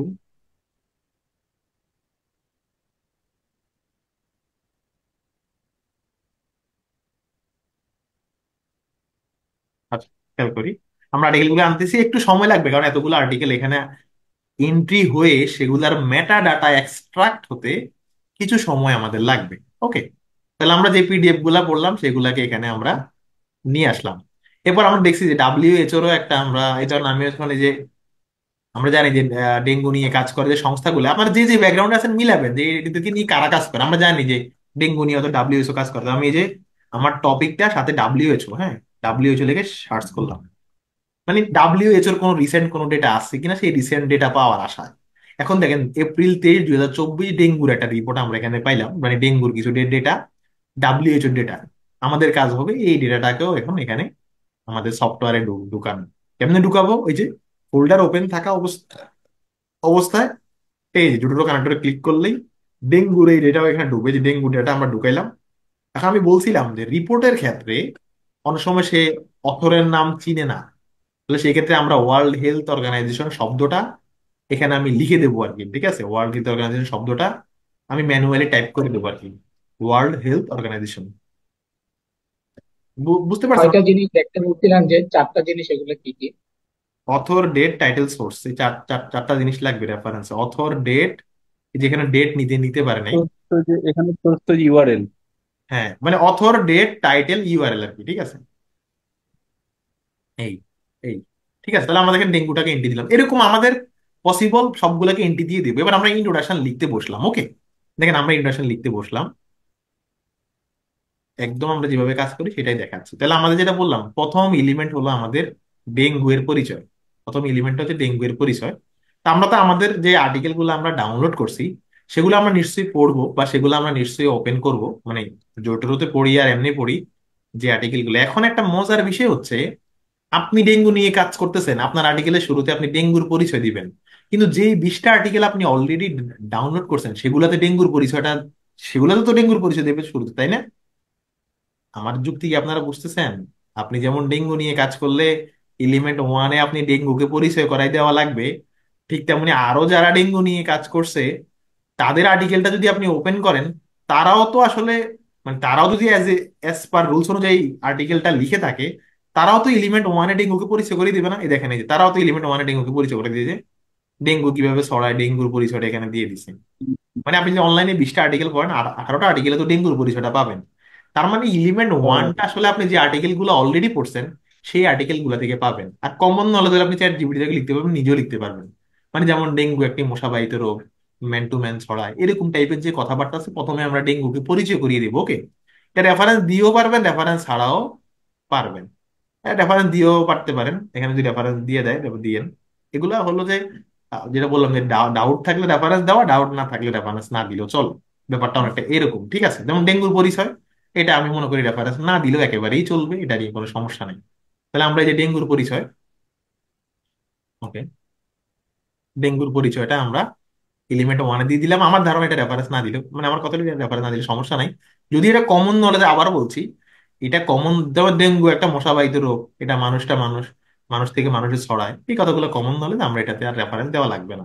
আমরা ডেঙ্গু সম্পর্কিত লাইন দিলাম। আমাদের কাজ হবে এটাকে প্যারাফ্রেজ করে নেওয়া, যদিও কমন নলেজ খুব বেশি প্যারাফ্রেজ করার সুযোগ থাকে না, তবে লাইনটাকে একটু প্যারাফ্রেজ করে নেওয়া। প্যারাফ্রেজ করবেন কিন্তু, paraphrase not direct copy, paraphrase করবেন। আমরা ডেঙ্গু সম্পর্কে এই লাইনটা নিলাম। তাহলে আপনি ডেঙ্গু, এখন এলিমেন্ট 1-এ আমরা বলছি যে ডেঙ্গুর পরিচয় করে দেবো, তাহলে আমরা ডেঙ্গুর কিভাবে ছড়ায় এটা লিখলাম। তাহলে ডেঙ্গু কিন্তু হিস্ট্রিও দিতে পারি, যদি আমার কাছে এভেলেবেল থাকে কোনো একটা আর্টিকেল, আপনি তো ডেঙ্গুর হিস্ট্রি পাইছেন, ডেঙ্গুর হিস্ট্রিটা এখানে দিতে পারেন, আপনার ইচ্ছা।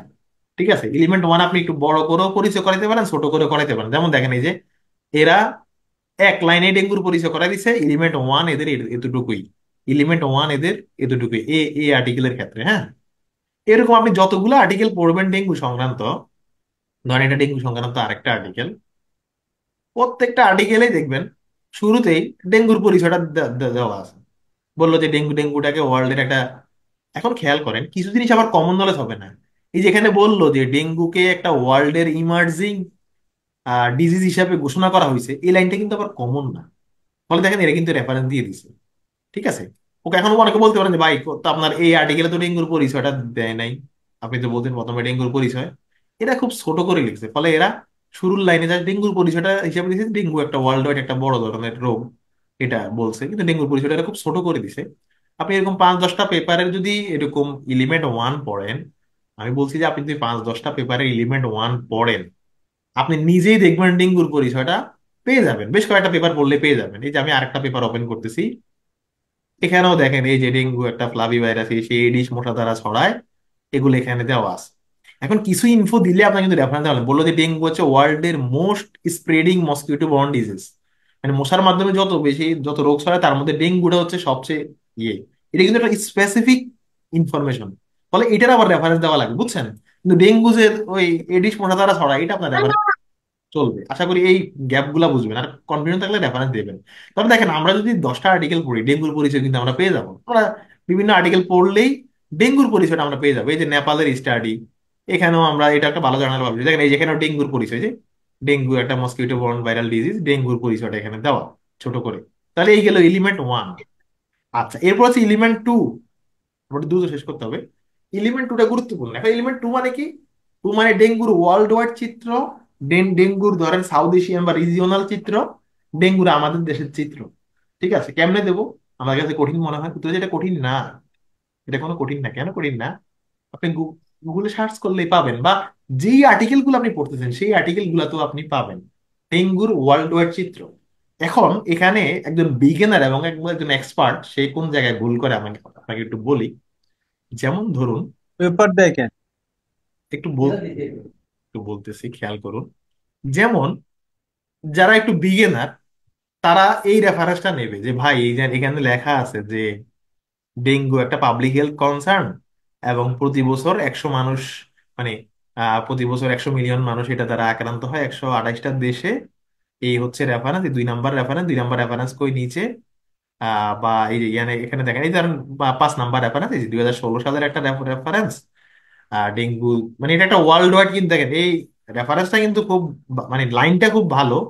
এখানে 2 থেকে 5, মানে অনেকগুলো রেফারেন্স দিচ্ছে। আমরা যে কোনো একটা রেফারেন্স চিন্তা করলে হবে। দেখেন, বললো যে ডেঙ্গু একটা world wide mosquito born viral disease, যার দ্বারা 100 মিলিয়ন মানুষ মারা যায়।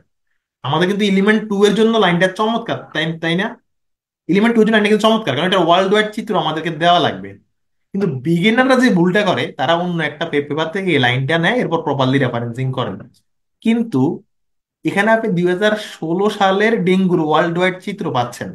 কিন্তু আপনার পেপারটা যারা পড়বে, তারা কি 2016 সালের চিত্র খুঁজবে, না 2023-24 সালের চিত্র চিত্র খুঁজবে? কোনটা দিলে ভালো ভালো হয়? আমার প্রশ্নটার উত্তরটা কি আপনারা বুঝতে পারছেন?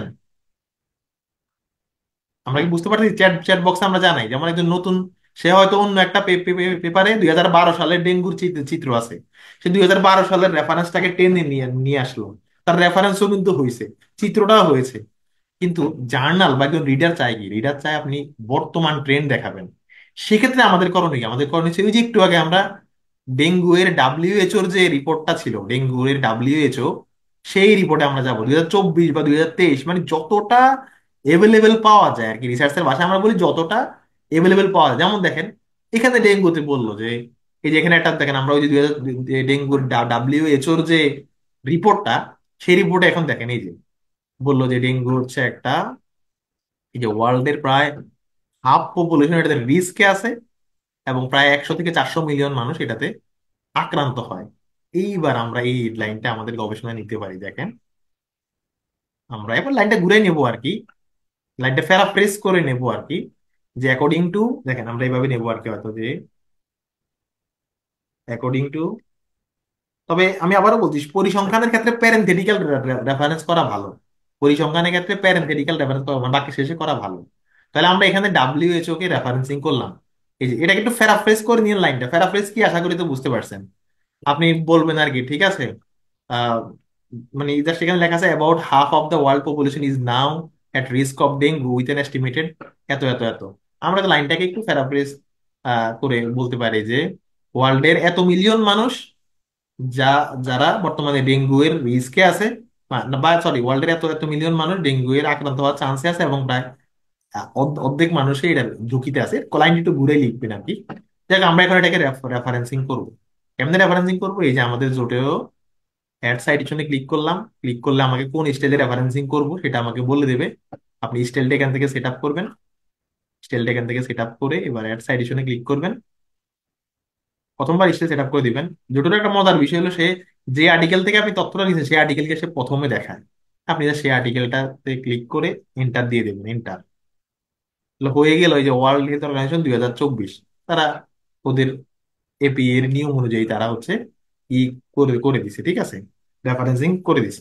আচ্ছা, তাহলে এটা হচ্ছে একটা রেফারেন্স গেল। এখনো ওয়ার্ল্ডের চিত্র কি এতটুকুই শেষ? আমি মনে করি আরো কিছু চিত্র দেওয়া উচিত, যে প্রতি বছর এত ক্ষয়ক্ষতি হয়, আরো আরো কিছু ইনফো। এটা আপনি ডাব্লিউএইচও থেকে দিতে পারেন, অন্য কারো থেকেও দিতে পারেন, বা রিসেন্ট কোনো রিসার্চ আর্টিকেল থেকেও আপনি এটা দিতে পারেন, ঠিক আছে। যেমন ধরেন আপনি যে আর্টিকেল গুলো পড়তেছেন, যেগুলো বিশেষ করে 2024 সালের আর্টিকেল, সেগুলো একটু দেখবেন, বা 2023 সালের আর্টিকেল, সেগুলোতে কিছু রিসেন্ট কিছু ট্রেন্ড, মানে ওয়ার্ল্ড ওয়াইড ডেঙ্গু এর ট্রেন্ড পাইতে পারেন আর কি, ঠিক আছে। যেমন এখানে বললো যে গ্লোবালি 390 মিলিয়ন মানুষ ডেঙ্গু ভাইরাসে হয়, প্রায় 70% কেস ইন এশিয়া। দেখেন এরা কিন্তু শুরুতেই ডেঙ্গু এর ইনফো দিয়ে একদম এশিয়ার মধ্যে শুরুতে চলে আসছে, মানে এরা খুব দ্রুত এরিয়া এরিয়া চলে আসছে। আর আপনার চাইলে ওয়ার্ল্ড ওয়াইড চিত্রটা আরেকটু দিতে পারেন, ঠিক আছে। যেমন এখানে বললো যে ইন 2000, ওই যে 2019 সালে world wide highest number of, আচ্ছা এরা ডিরেক্ট, মানে এরা ডিরেক্ট চলে গেছে ওদের দেশে। আমি মনে করি যে ওয়ার্ল্ড ওয়াইড চিত্রটা একটু বেশি দিলে ভালো। আপনারা বিভিন্ন এরকম রিলেভেন্ট আরো 5-10টা আর্টিকেল পড়বেন। সেই আর্টিকেল গুলো পড়লে আপনি দেখবেন যে কোনো কোনো আর্টিকেলে ওয়ার্ল্ড ওয়াইড চিত্রটা একটু বেশি দিছে, কোনো আর্টিকেলে ওয়ার্ল্ড ওয়াইড চিত্রটা একটু কম দিছে। যেই আর্টিকেলটা আপনার কাছে স্ট্যান্ডার্ড মনে হবে, সেই আর্টিকেল থেকে ইনফো গুলো আপনি কাভার করতে পারবেন। যেমন ধরেন আমি এখানে আরেকটা আর্টিকেল, সেই আর্টিকেলটা ওপেন করি। এটা হলো 2000 কত, এটা 2022-এর আর্টিকেল, ঠিক আছে। তো মানে ওয়ার্ল্ড ওয়াইড চিত্রটা শুধু এক লাইনে না দিয়ে আরো দুই একটা আর্টিকেল থেকে ওয়ার্ল্ড ওয়াইড চিত্রটা দিতে পারেন, ঠিক আছে, জাস্ট মানুষের জন্য ক্ষয়ক্ষতিটা বুঝতে পারে আর কি। অথবা আপনি ডাব্লিউএইচও এর যে রিপোর্ট, সেটা থেকে আরো দুই একটা ইনফো নিতে নিতে পারেন, যেন মানুষ একটু ডিটেলস তথ্য পায় আর কি। বা আপনি যদি ডাব্লিউএইচও ডেঙ্গু লিখে সার্চ করেন, ডাব্লিউএইচও তার ডেঙ্গু নিয়ে একটা রিপোর্ট না, আরো আরো রিপোর্ট আছে। বা আপনি যদি এই যে নলেজ অ্যাওয়ারনেস অফ ডেঙ্গু, আরো যে সংস্থা কাজ করে, ধরেন সিডিসি, হ্যাঁ সিডিসি, সিডিসি এরকম তো আপনারা জানবেন কোন সংস্থা আপনাকে নিয়ে কাজ করে। সিডিসি লেগে সার্চ করলে সিডিসিরও বিভিন্ন ইয়ে পাবেন আর কি, ডেঙ্গু নিয়ে ওদের বিভিন্ন রিপোর্ট বা আরো আরো ইয়ে পাবেন। এই যে, এই যে সিডিসি এর ডেঙ্গু সংক্রান্ত রিপোর্ট, এই যে এখানে ডেঙ্গুর অনেক তথ্য, এগুলো হচ্ছে আস্তে আস্তে আস্তে পড়ে পড়ে নেওয়া লাগবে, এমন না আমরা মুখস্থ করে নেব আর কি। এখানেও বললো যে 400 মিলিয়ন মানুষ ডেঙ্গুতে আক্রান্ত হওয়ার ঝুঁকিতে আছে। তো এই যেহেতু সিমিলার তথ্য, আমরা সিডিসিটা নিলাম না, ঠিক আছে। এই যে ডেঙ্গুর এই একটা রিপোর্ট, তারপর ডেঙ্গুর আরো আরো রিপোর্ট আপনি পেতে পারেন। মানে সিমিলার যে সংস্থাগুলা, সিমিলার সংস্থাগুলাতে আপনি এগুলা খুঁজবেন, ঠিক আছে। এই যে এখানে এখানে এখানেও কিছু ইনফো আছে, চাইলে আপনি এখান থেকে তথ্য নিতে পারবেন। এই যে এভরি ইয়ার, এই যে ডেঙ্গুতে প্রতি বছর কত মানুষ মারা যায়, দেখেন এটা কিন্তু একটা গুরুত্বপূর্ণ তথ্য, যে প্রতি বছর ডেঙ্গুতে প্রায় 20,000 থেকে 25,000 মানুষ মারা যায়। তো আমি এই লাইনটা নিলাম, এই সোর্স থেকে এই লাইনটা আমি নিলাম, এটাকে প্যারাফ্রেজ করে তবে এটাকে আমি রেফারেন্সিং করবো। তো রেফারেন্সিং করতে লাগে আমার সোর্সকে অবশ্যই ওটাতে এন্ট্রি করতে হবে। তো কিভাবে এন্ট্রি করব, এই যে এটা ক্লিক করব এখানে, এখানে ক্লিক করলে এন্ট্রি হয়ে যাবে। তো এদের অথর নাম হচ্ছে European Centre for Disease and Prevention Control. এটা হচ্ছে, তো আমি এই যে এন্ট্রি করার পরে দেখবো যে অথরের নামটা নিতে পারছে কিনা।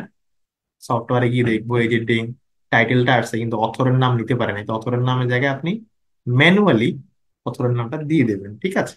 আর ডেট দিয়ে দেবেন, যেমন 2024 সালের তথ্য, 2024 হচ্ছে ডেটটা দিয়ে দেবেন, ঠিক আছে, 2024। আর ইউআরএলটা ওরা নিতে পারবে। তো আমি এখন এই যে এই ইনফোটাও দিন, তাহলে প্রথমে ডেঙ্গুর কত মানুষ ঝুঁকিতে আছে আর প্রতি প্রতি বছর কত মানুষ মারা যায়, তাহলে দেখেন মোটামুটি একটা ভালো চিত্র চিত্র কিন্তু চলে চলে আসছে, ঠিক আছে, দুইটা চিত্র চলে আসলো।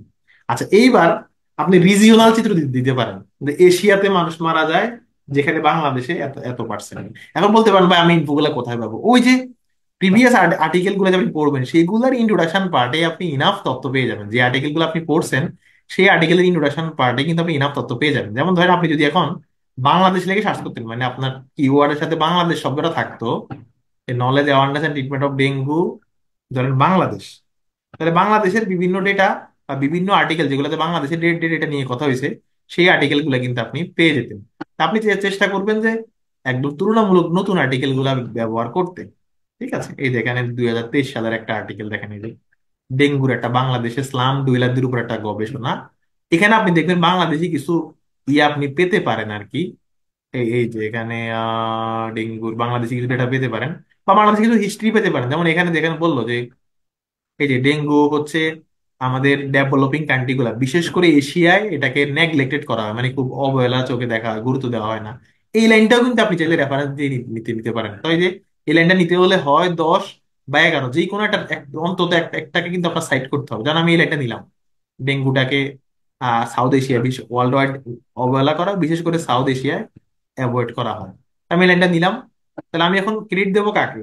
ওই যে এই লাইনটা নেওয়া হয়েছে 10/11 থেকে, অন্তত 10/11 যে কোনো একজনকে আপনার ক্রেডিট দেওয়া লাগবে। 10/11 অবশ্যই আর্টিকেলটা পড়ে ভেরিফাই করে নেবেন, আমি এখন আর ভেরিফাই করলাম না। জাস্ট ওই 10/11 আর্টিকেলটাকে আপনি এন্ট্রি করবেন। কেমনে এন্ট্রি করবেন? হয় আর্টিকেলটা ডাউনলোড করবেন, অথবা আর্টিকেলটা ডিওয়াই নাম্বার এখানে দিলেই এন্ট্রি হয়ে যাবে। ঠিক আছে, ডিওয়াই নাম্বার দিলে এন্ট্রি হয়ে যাবে। এই যে বাশার এটল আর্টিকেলটা কিন্তু চলে চলে আসছে। ঠিক আছে, এই যে আর্টিকেলে চলে আসছে, এই যে বাশার এটল। এবার আমি হচ্ছে এই যে স্লাম ডুয়েলার যেটা, আমি এখন এই আর্টিকেলটাকে রেফারেন্সিং করব। তাহলে আমি চাইলে এটাকে ন্যারেটিভ সাইটেশনও করতে করতে পারি, অ্যাকর্ডিং টু অমুক। ন্যারেটিভ করতে পারবেন, প্যারেন্থেটিক্যালও করতে পারবেন। ঠিক আছে, আমি এটা ঘুরে বলতে পারি যে অ্যাকর্ডিং টু অমুক ডেঙ্গু ইজ এ নেগলেক্টেড ইয়ে আর কি। ঠিক আছে, আমি এটা ন্যারেটিভ করি। দেখেন একটু দেরি হয়ে যাচ্ছে ক্লাসে। অ্যাকর্ডিং টু, এবার হচ্ছে আমি ওই রেফারেন্সটা করবো। ঠিক আছে, এবার আমি অ্যাড সাইটেশনে ক্লিক করলাম। তো আমি বলছিলাম যে ন্যারেটিভ সাইটেশনের ক্ষেত্রে আপনারা সফটওয়্যারের ভেতরে চলে যাবেন, ভেতরে যে ক্লাসিক ভিউতে যাবেন। ক্লাসিক ভিউতে গিয়ে এই যে বাসার এট অল, এরপর ওমিট অথরে ক্লিক করবেন। ওমিট অথর, এই যেখানে ওমিট অথরে ক্লিক করবেন, মানে অথরের নামটা ছাড়া রেফারেন্সটা আনবেন। বাসার এট অল আপনি হাতে হাতে লিখবেন, যেন এক স্টাইল থেকে আরেক স্টাইলে জাম্প করা যায়। তাহলে দেখেন আমি লিখলাম যে অ্যাকর্ডিং টু 2020, দেখা আছে অ্যাকর্ডিং টু 2020, এখানে আপনি বাসার এট অল শব্দটা হাতে লিখে দিবেন। তাহলে আপনি এক স্টাইল থেকে আরেক জাম্প করতে পারবেন। হ্যাঁ,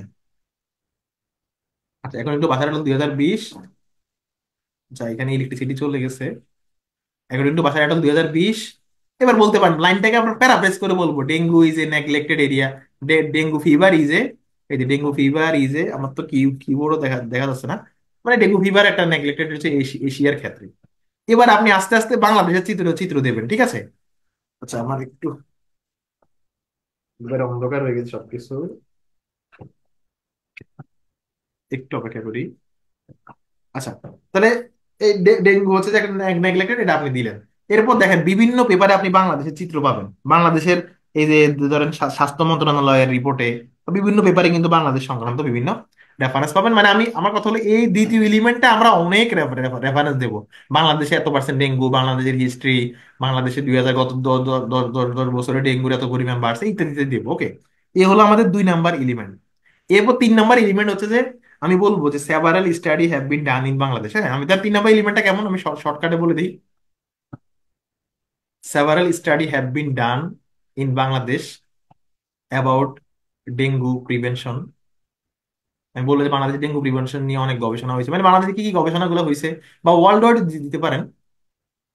সব গবেষণা তারা বাংলাদেশে এত গবেষণা পাবেন না। তাই আমি বললাম সেভারাল স্টাডি, এই দেখেন several study have bin done in Bangladesh. আচ্ছা, দিলাম। এবার এখানে বাংলাদেশের যে যে অনেকগুলা ডেঙ্গু নিয়ে গবেষণা হয়েছে, সেই অনেকগুলা ডেঙ্গু গবেষণাকে আপনি একসাথে সাইড করবেন, যেগুলো আপনি অলরেডি আপনার ফোল্ডারে নিয়ে রাখছেন। অত বাংলাদেশে ডেঙ্গু নিয়ে যে 5-6টা কাজ হয়েছে বা 7-8টা কাজ হয়েছে, এগুলো আপনি ফোল্ডারে নিয়ে রাখছেন। এবার আপনি অ্যাড সাইটেশনে ক্লিক করে লাল ঘরের ভেতরে যাবেন, ভেতরে যাবেন। এবার এখানে লেখা নিচে লেখা আছে মাল্টিপল সোর্স, মাল্টিপল সোর্সে ক্লিক করবেন। এবার ধরেন বাংলাদেশে ডেঙ্গু নিয়ে এই একটা গবেষণা হয়েছে, এই একটা গবেষণা হয়েছে, বা এই আর একটা গবেষণা হয়েছে, 3টা গবেষণা আপনি এনে রাখছেন। আপনি ওই 3টা গবেষণা আপনি এখানে দিয়ে দেবেন। ঠিক আছে, যে যেগুলো আপনার কাছে মনে হবে এগুলা বাংলাদেশ নিয়ে, সেগুলো আপনি এখানে দিয়ে দেবেন, মানে আপনার যেগুলো মনে হয় সেগুলো আপনি দিয়ে দিবেন, দেন ওকে। এখন দেখেন তাহলে আমি বাংলাদেশের ডেঙ্গু নিয়ে 3টা গবেষণাকে দিয়ে দিলাম। এই হচ্ছে আমাদের এলিমেন্ট নাম্বার 3। ঠিক আছে, এরপর আপনার ইউনিকনেস আপনি বলবেন যে, মানে এখন আপনার গবেষণাটি কোন দিক দিয়ে ইউনিক। ডেঙ্গু নিয়ে তো বাংলাদেশে অ্যাওয়ারনেসের কাজ হয়েছে। আপনি বলবেন যে most of the study have been concern with dengue in Dhaka city while in Hilltrax area, বা এভাবে বলবেন যে there is no study has been done yet in hill tracts, Chittagong hill tracts area. আমি আর মানে জাস্ট এখন লাইন বাই লাইনে আমি বানানটাও দেখতেছি না, আমি ভয়েস দিয়ে লিখে দিচ্ছি। আপনি বলবেন যে ডেঙ্গু নিয়ে তো অনেকগুলো কাজ হয়েছে, আমি নিজেও সেটা উল্লেখ করছি, কিন্তু আমার জানা মতে চিটং হিলট্র্যাক্স এরিয়ায় কোনো কাজ হয় নাই। ঠিক আছে, এরকম আপনি একটা স্টেটমেন্ট দিবেন, আপনার ইউনিকনেস বোঝায়। বা আপনি যেটা বললাম আপনার নতুন মেথড বা আপনার ইউনিকনেসের জায়গাটা আপনি এখানে লিখবেন। এরপর আপনি হচ্ছে যে এটা হচ্ছে আপনার এলিমেন্ট নাম্বার 4। ঠিক আছে, এলিমেন্ট নাম্বার 4। এরপর আপনি 5 নাম্বার এলিমেন্টে বলবেন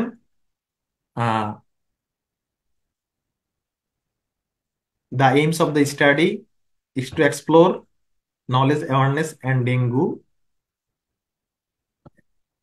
and knowledge awareness and attitude about dengue in Chittagong hill tax area. এই বলবেন যে আমার উদ্দেশ্য হচ্ছে যে এই তাই তাই আমার উদ্দেশ্য হচ্ছে এইটা, ঠিক আছে। আমি আবার বলছি এলিমেন্ট টুটাই এখানে লং হবে, এটা এখন একটা চলতি ক্লাস, এটা দেখানো সম্ভব না, আমার উদ্দেশ্য এটা।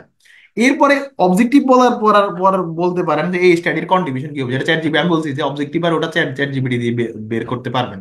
আমি যদি চ্যাট জিপিটি কে বলি যে এই হলো আমার টাইটেল, চ্যাট জিপিটি বলি এই হলো আমার টাইটেল, আচ্ছা যারা পরের ব্যাচে যারা জয়েন করছেন একটু ওয়েট করি, এই হচ্ছে আমার টাইটেল। আমি যখন চ্যাট জিপিটি এখানে জিজ্ঞেস করি, হ্যাঁ গিভ মি, ওই যে একটু আগে যেটা বের করলাম আর কি, এই যে give me some possible contribution আর কি। এখন দেখেন চ্যাট জিপিটি আবার সিএসটি মানে কি সে নাও বুঝতে পারে, এটা চিটং হিল ট্র্যাক্স, এটা আপনার ওকে বুঝাই দেওয়া লাগে, বুঝছেন, নাহলে আবার সে আবার সিএসটি কি সেটা তো বুঝবে না। এখন দেখেন এই যে সে এখানে এটা পসিবল কিছু কন্ট্রিবিউশন বলে দেবে যে এই গবেষণা শেষে এই হবে, এখান থেকে যেগুলা মিলবে, বললো যে এই গবেষণা শেষে চিটং হিল ট্র্যাক্স রিজিয়নে ডেঙ্গু সম্পর্কে গভর্নমেন্ট পলিসি বা ডায়ালগ তৈরি করতে পারবে, ডেঙ্গু ট্রিটমেন্ট সম্পর্কে এটা এটা করতে পারবে। তো এরকম কিছু লাইন আপনি লিখে দেবেন, ওকে। তো আমাদের আরেকটা ব্যাচ এখনই শুরু করতে হবে, তা আমি জানি না আপনারা অ্যাটলিস্ট লিখতে পারবেন। আচ্ছা এখন ধরেন আমাদের যখন পুরো কাজ যখন শেষ হবে, আমাদের যখন পুরো কাজ শেষ হবে, তখন আমরা এই যে শেষে গিয়ে লিখবো রেফারেন্স, এই যে রেফারেন্স, শেষে গিয়ে লিখবো রেফারেন্স।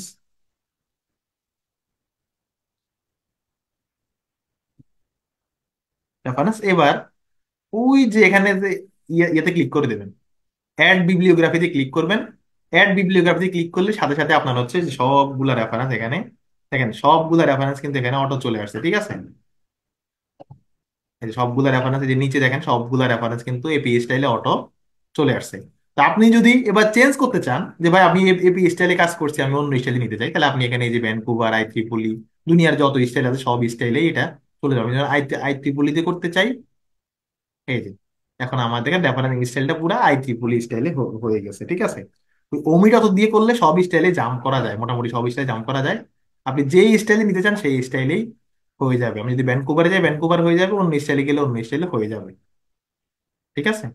এই অন্য স্টাইলে দেখেন, এই যে অন্য স্টাইলে কিন্তু এই যে 1 2 3, 1 2 3 এগুলো হয়ে গেছে, এবং নিচে নিচে কিন্তু রেফারেন্স 1 2 3 হয়ে গেছে, ওকে। তো ঠিক আছে, আজকে প্রথম সেশন এতটুকুই।